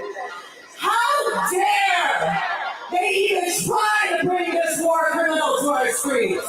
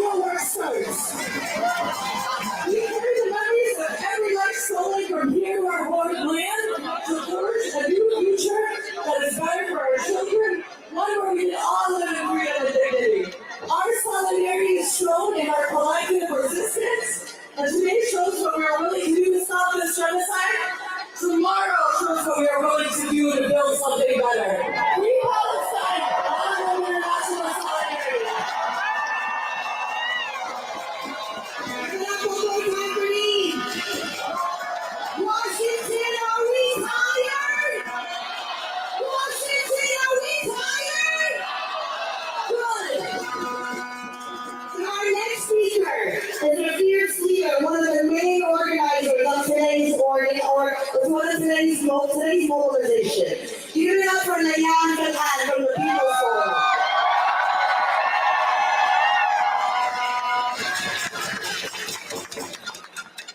This mass movement for the liberation of Palestine began all the way back on October 8th, when thousands of people flooded into the streets of Times Square and demanded that the right side of history was with the Palestinian people. That was 10 months ago. And the United States government and all of its institutions and instruments and all of the institutions and media that aligns itself with the Israeli Zionist agenda has attempted again and again and again to stop us. But we are here now 10 months later, stronger and more confident and more committed. Every single one of you here is responsible for the success of the mass movement for Palestine.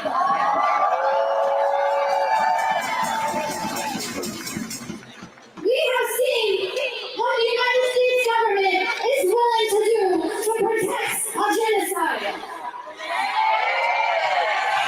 What Netanyahu is simply a symbol. It is a symbol of the true nature of the United States capitalist and imperialist government. This government, it claims to be an upholder of democratic and First Amendment freedom, is instead converted itself into a 100% fortress for a war criminal who deserves to be arrested. Instead of arresting Netanyahu, the United States government has kept over 2 million working and oppressed people behind bars. We are the people of conscience, and we are the ones who determine what is right and wrong. And so we will continue building this movement. We will continue building our forces.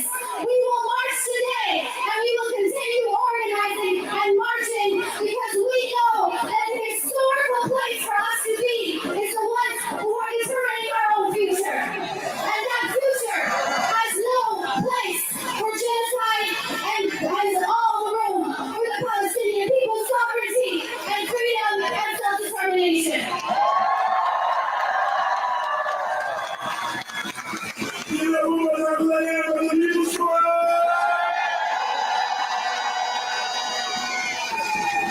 Yes, I want you to give an extremely warm welcome to the new Suleiman, representing one of the most strong groups in this movement, the Palestinian Feminist Collective.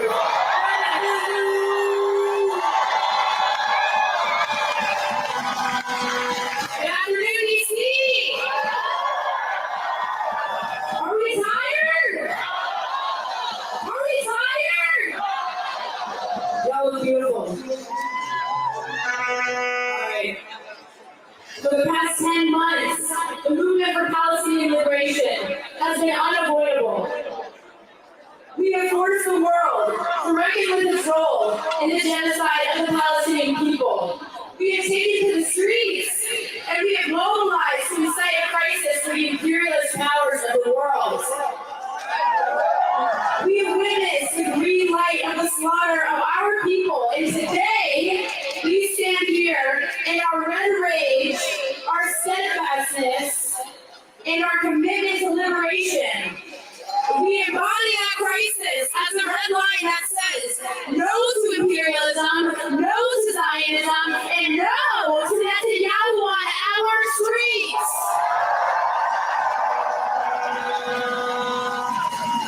As Palestinian feminists, we reject the weaponization of women's rights to justify another imperialist war. To the so-called feminists in Congress welcoming Netanyahu, we ask, what kind of feminist stands by as generations of oppressed people, of Palestinian oppressed people, are murdered tortured, and sexually assaulted in the prisons that you fund. You are nothing but hypocrites. True feminism is the liberation of all oppressed people.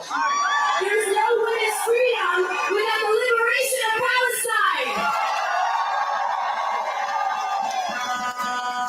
As revolutionaries, we say to the ruling class, you do not serve us, and we will never serve you.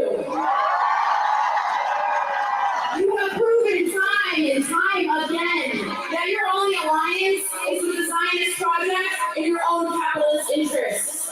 While your latest genocidal mouthpieces falter and stumble, our dedication to liberation is only fortified.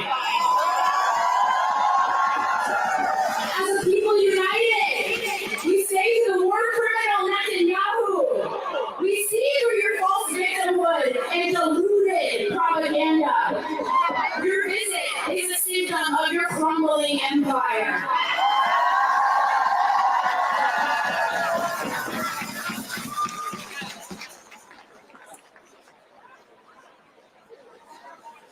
We laugh in the face of your pathetic attempt to convince anyone otherwise. Today, Netanyahu and his warmongering cronies are here to appeal to the Western imperialist co-conspirators and exonerate the architects of genocide. They plan to shake the blood-soaked hands of their sponsors and profiteers and clink glasses with the U.S. politicians and puppets.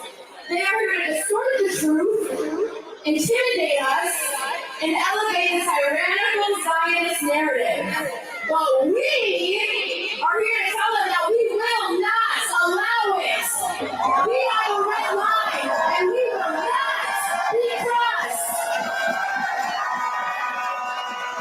We are fueled by the support of our people who continue to rise from the rubble, and we commit to rebuilding Gaza, our homeland, and a liberated future for us all. Today and every day until Palestine is free, we will elevate the voices of our people, honor our martyrs, and resist by any means necessary. Remember that we're martyrs alone, the poppy blooms.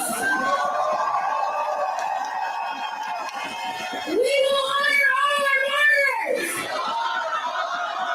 All our brothers, mothers, sons, and daughters. Thank you.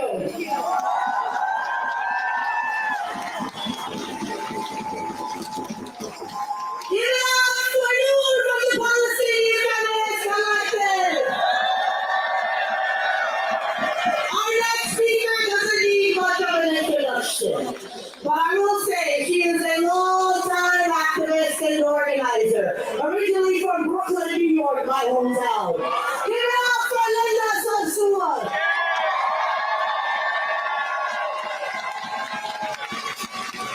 Assalamu alaikum, may peace and blessings be upon you all. I have one very simple message for all of you today.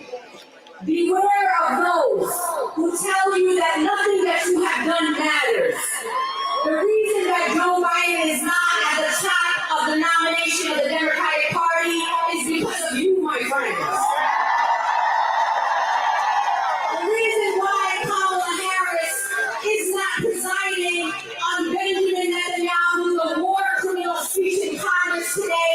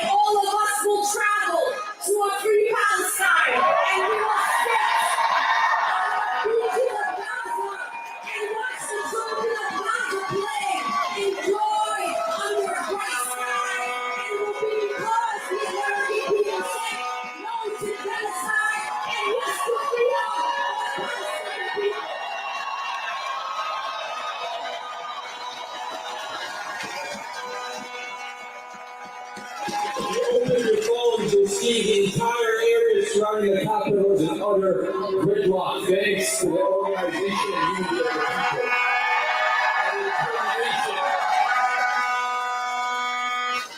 And anytime you only have a couple more speakers before we join our comrades in the streets and show Netanyahu and the other criminals what we're about today. Next, it's my absolute pleasure to introduce our Doctors Against Genocide. Dr. Yoav will introduce the speaker of Doctors Against Genocide. Please give it up. Hello, everyone. Hello, the real patriots Americans, the people of conscience and share on the others of democracy and genocide. Gaza, long live Gaza. We are here to tell the people in Gaza, the children, the women, the elderly, the men, that doctors against genocide are with you. We are here for you. All the people are here. Speaking to the voice loud, I'm introducing Dr. Karim Khan, the co-founder of Doctors Against Genocide. Thank you.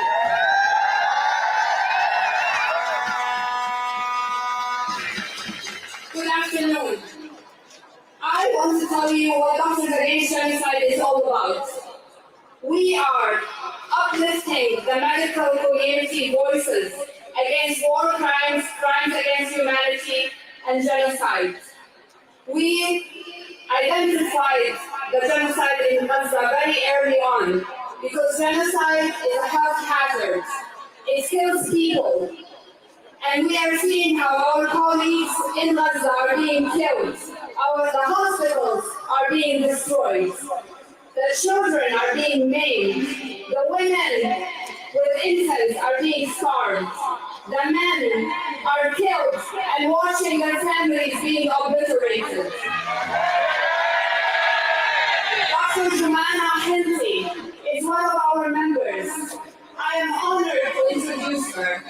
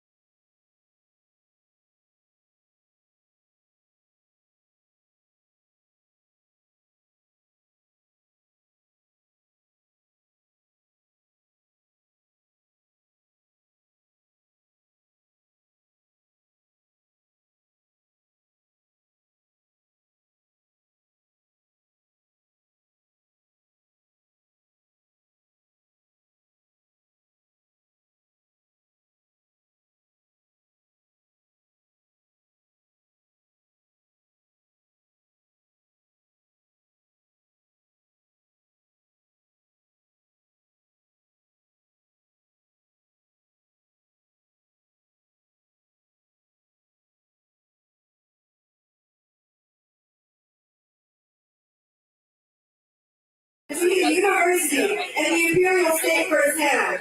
From the brutal May 8th raid of the DMV F-15 encampment to Pakistan's request that student organizers maintain a stay-away zone. They cannot step foot on their own campus.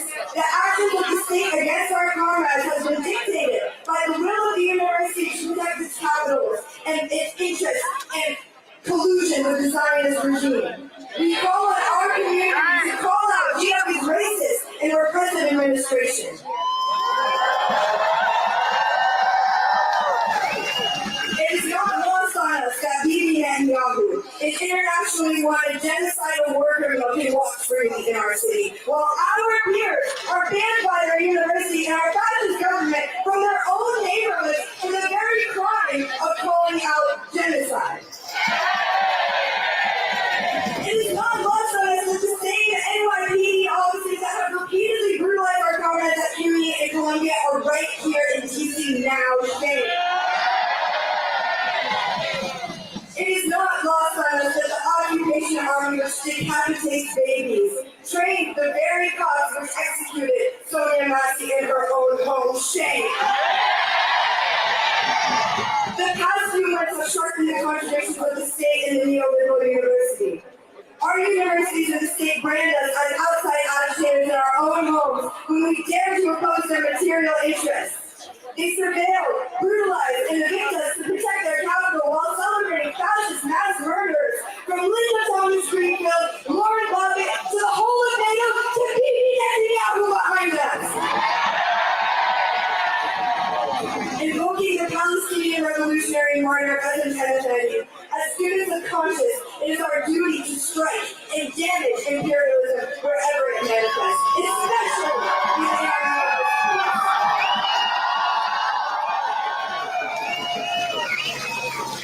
We operate in service of the world revolution, in service of realizing liberation and justice for all colonized, imperialized, and exploited peoples. We call on all students, all people of conscience, to get organized in the collective struggle for liberation from the imperialist death machine. The imperial beast is nothing more than a paper tiger.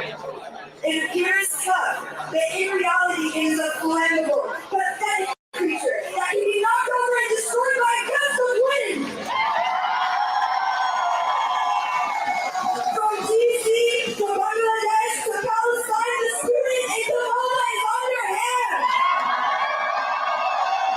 It is undefeated. Our victory is inevitable. Liberation is inevitable. Free Palestine. Free Palestine. Free Palestine.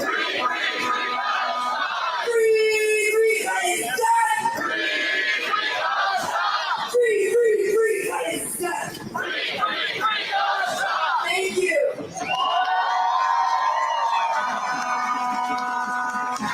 Free Palestine! I want you all to give a warm welcome here as we start to round out our program to Malak from the Palestinian Assembly for Liberation!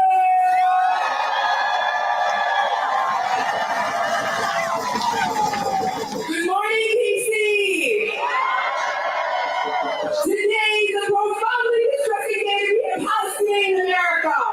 Over the past 9 months, the Biden administration has dishonored the principle America claims to stand for. The Palestinian Assembly for Liberation loudly condemns, but is disgusted by the visit of Benjamin Netanyahu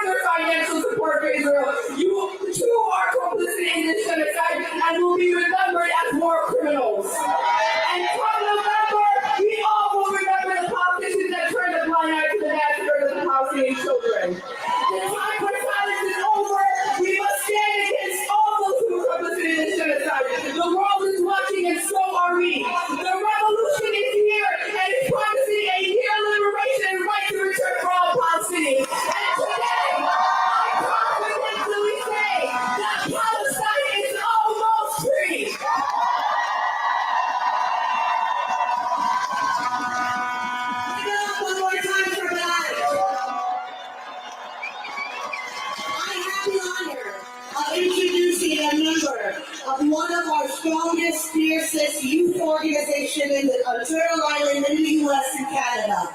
Give it up for the Palestinian youth movement. We've been holding down our streets, holding down our campuses, holding down our elected officials. Give it up for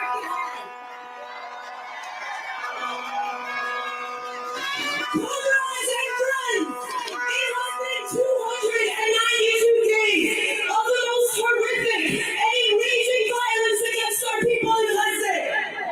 We gathered here on November 4th after witnessing unspeakable horrors carried out on the Palestinian people. Yet here we are, 9 months later, reeling from the somehow even more gut-wrenching violence of the last couple weeks. The massacres that have taken place in refugee camps, at schools and hospitals show us the true depravity of the Zionist project and the nature of this U.S.-funded and orchestrated Israeli genocide of our people in Gaza. Let it be known to the war criminals sitting in the high seats of Congress, your legacy has been laid bare for all to see. Joe Biden's legacy will be recorded in the history books as the butcher of Gaza. He will be remembered for the hundreds of thousands of massacres that he signed off on and enabled. Like those that came before him. Like those that came before him, he will be remembered for the bombing of hospitals and universities, of medics and professors, of children and their families. This government and this country is dripping with the blood of millions from Palestine to Iraq to Vietnam. The extermination of Palestinians is clearly a bipartisan project. The only thing that brings both parties of this nation together are issues of war and destruction that advance their greedy interests in the Arab region. President Netanyahu has made his genocidal intentions in Palestine clear for decades, and he has personally overseen the bombardment of Gaza time and time again. This is the same criminal who peddled the lie that there were weapons of mass destruction in Iraq. And now, in 2024, his intentions are just as clear as he carries out the wholesale slaughter of our people in Gaza. Netanyahu has literally and figuratively dumped his dirty laundry at the doorstep of his country, and now here in D.C., he finds himself at home amongst other war-loving criminals who would gladly bankroll his genocidal intents in their attempts to destroy our region. But we stand here to show Netanyahu and all the members of Congress the blood of the Palestinian people is not cheap.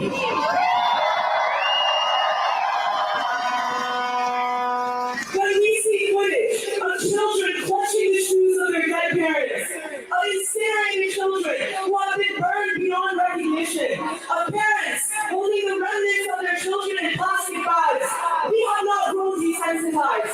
We have only grown angrier. We have only grown more committed and more organized.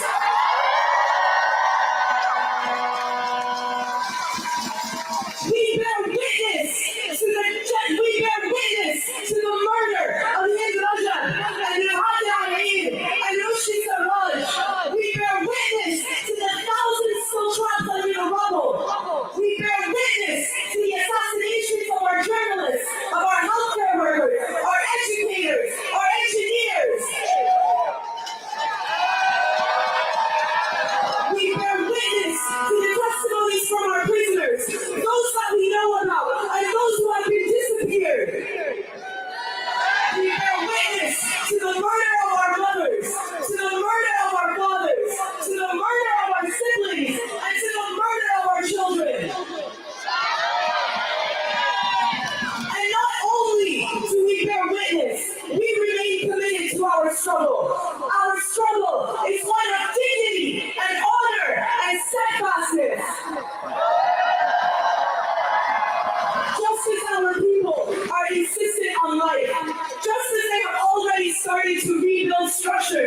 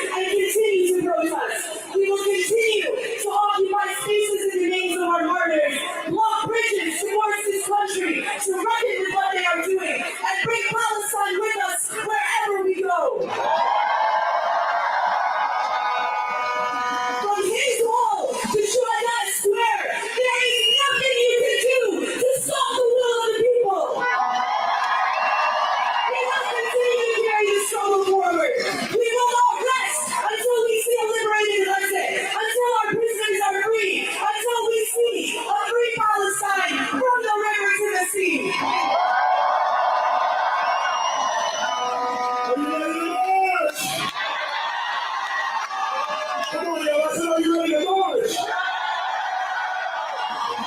We're going to start marching out in this direction here to what you see where I'm pointing here, to Constitution and Third, to my left, there, your left, my right, stage, left, to right, one of them. Let's go to your left.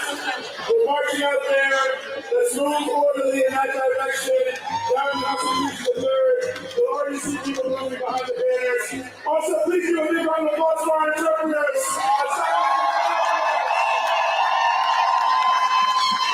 Let's move here, out in this direction, and you'll see as we continue to gather. Free Palestine! Free Palestine! Long live Palestine! Long live Gaza! Free Palestine! And as we know, today is not the end of our struggle, but just another step. Next month, the Democratic National Convention is taking place in Chicago, and you can bet tens of thousands of us will assemble there in resistance like we have here today, in rejection of the Democrats and the genocidal agenda. I hope to see you there. And as day 300 of this genocide approaches in just a few weeks, stay tuned for more announcements and more action items. Because again, the struggle is not end here. The struggle continues and will continue until every last inch of Palestine is free. Free Palestine! That's right, free Palestine! You can see the crowd, but we're just moving here as we gather and continue to begin start our march.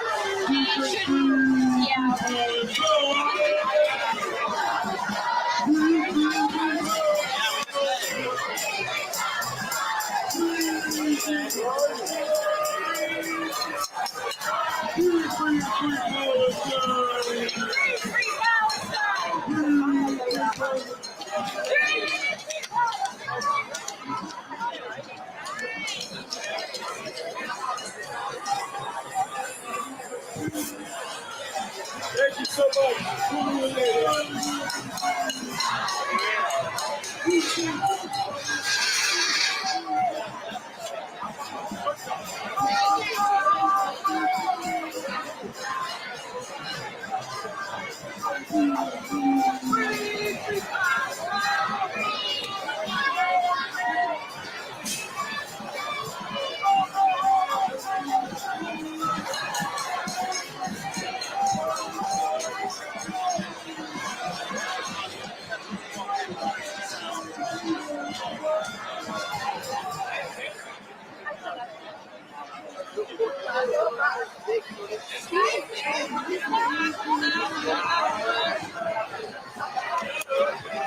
Where'd she go? The bathroom.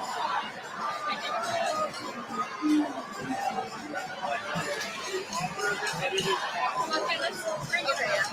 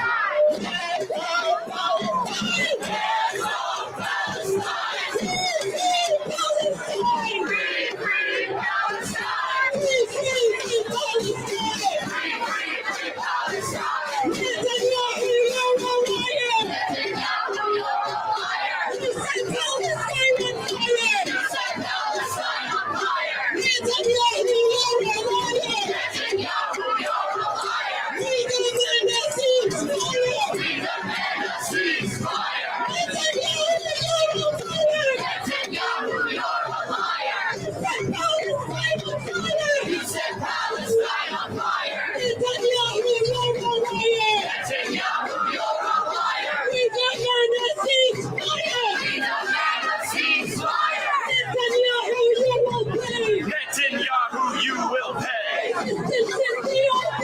Resistance is the only way. Netanyahu, you will pay. Netanyahu, you will pay. Resistance is the only way. Resistance is the only way. Resistance is justified. Resistance is justified. People is genocide. People is genocide. Resistance is justified. Resistance is justified. From Yemen to Palestine. Resistance is justified. Resistance is justified. From Lebanon to Palestine. From Lebanon to Palestine. Resistance is justified. Resistance is justified. People are colonized. People are colonized. It is right to rebel. It is right to rebel. Netanyahu, go to hell. Netanyahu, go to hell. It is right to rebel. Netanyahu, go to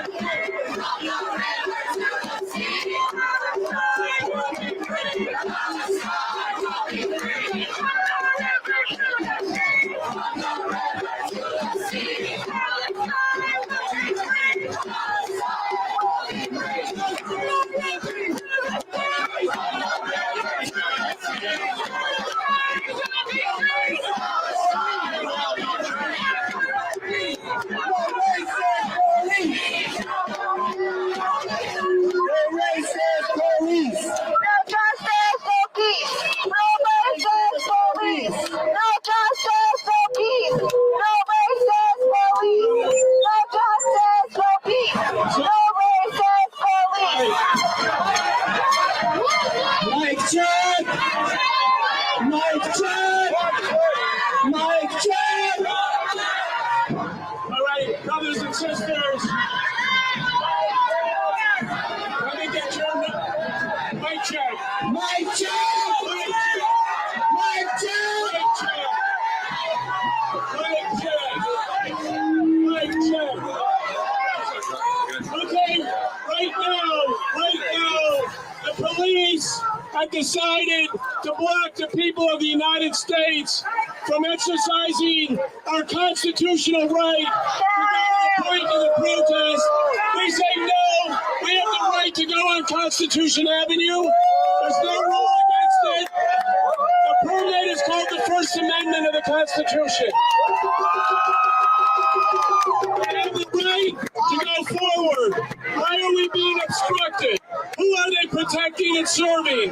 This is not about anything but defense of Netanyahu and genocide. Should we move forward? Move forward! Move forward! Let us through! Let us through! Let us through! Let us through! Let us through! Let us through!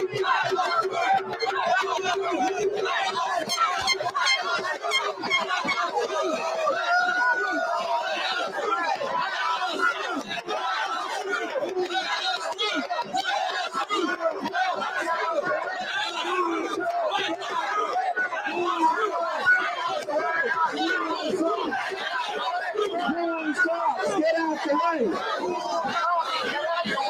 Move cops, get out the way! Move cops, get out the way!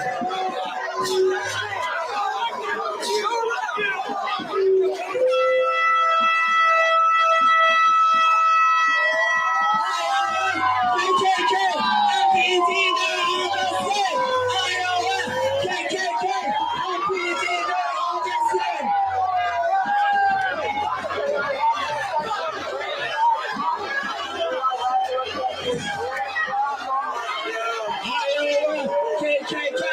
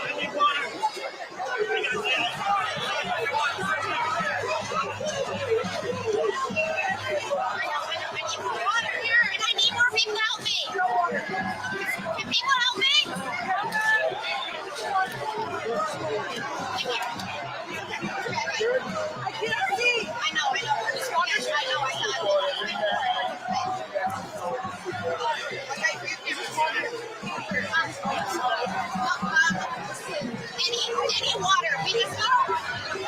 I was failing school. I'm not the only one doing this. Does anybody else have any water? Does anyone have water? Water! Water! We need water! Water! Why don't we take off the camera? Give him some water.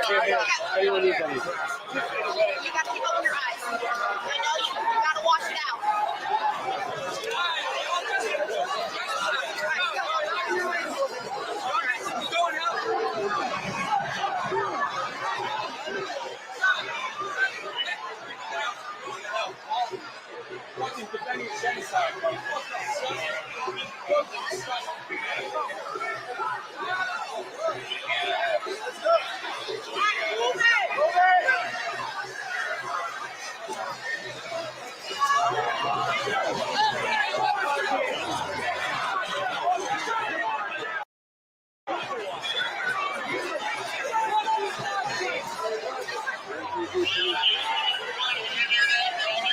Sergey!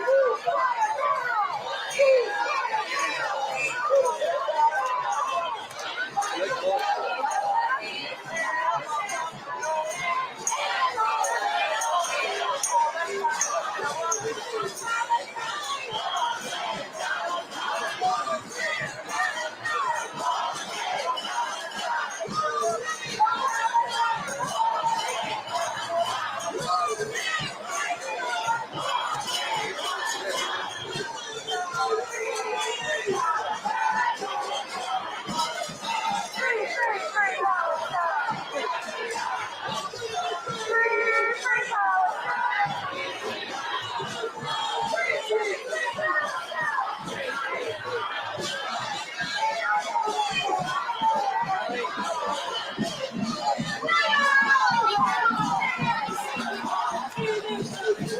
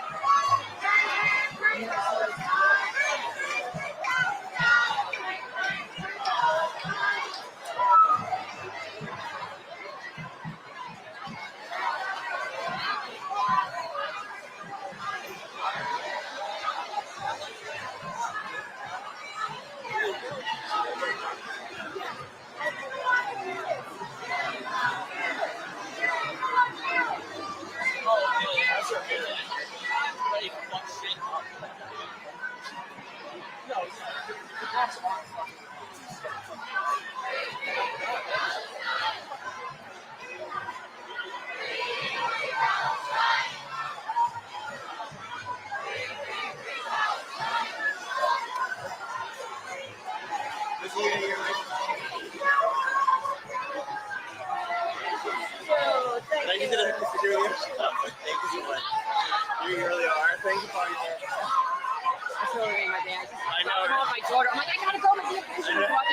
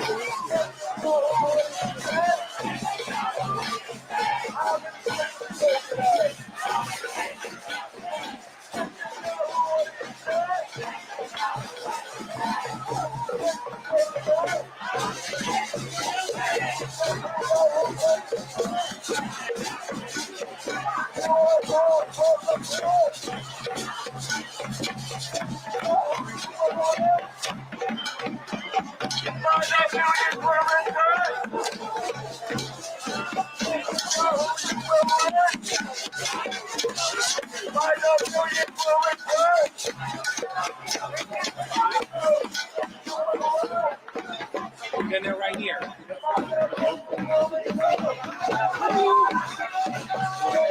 What? Is that leaving?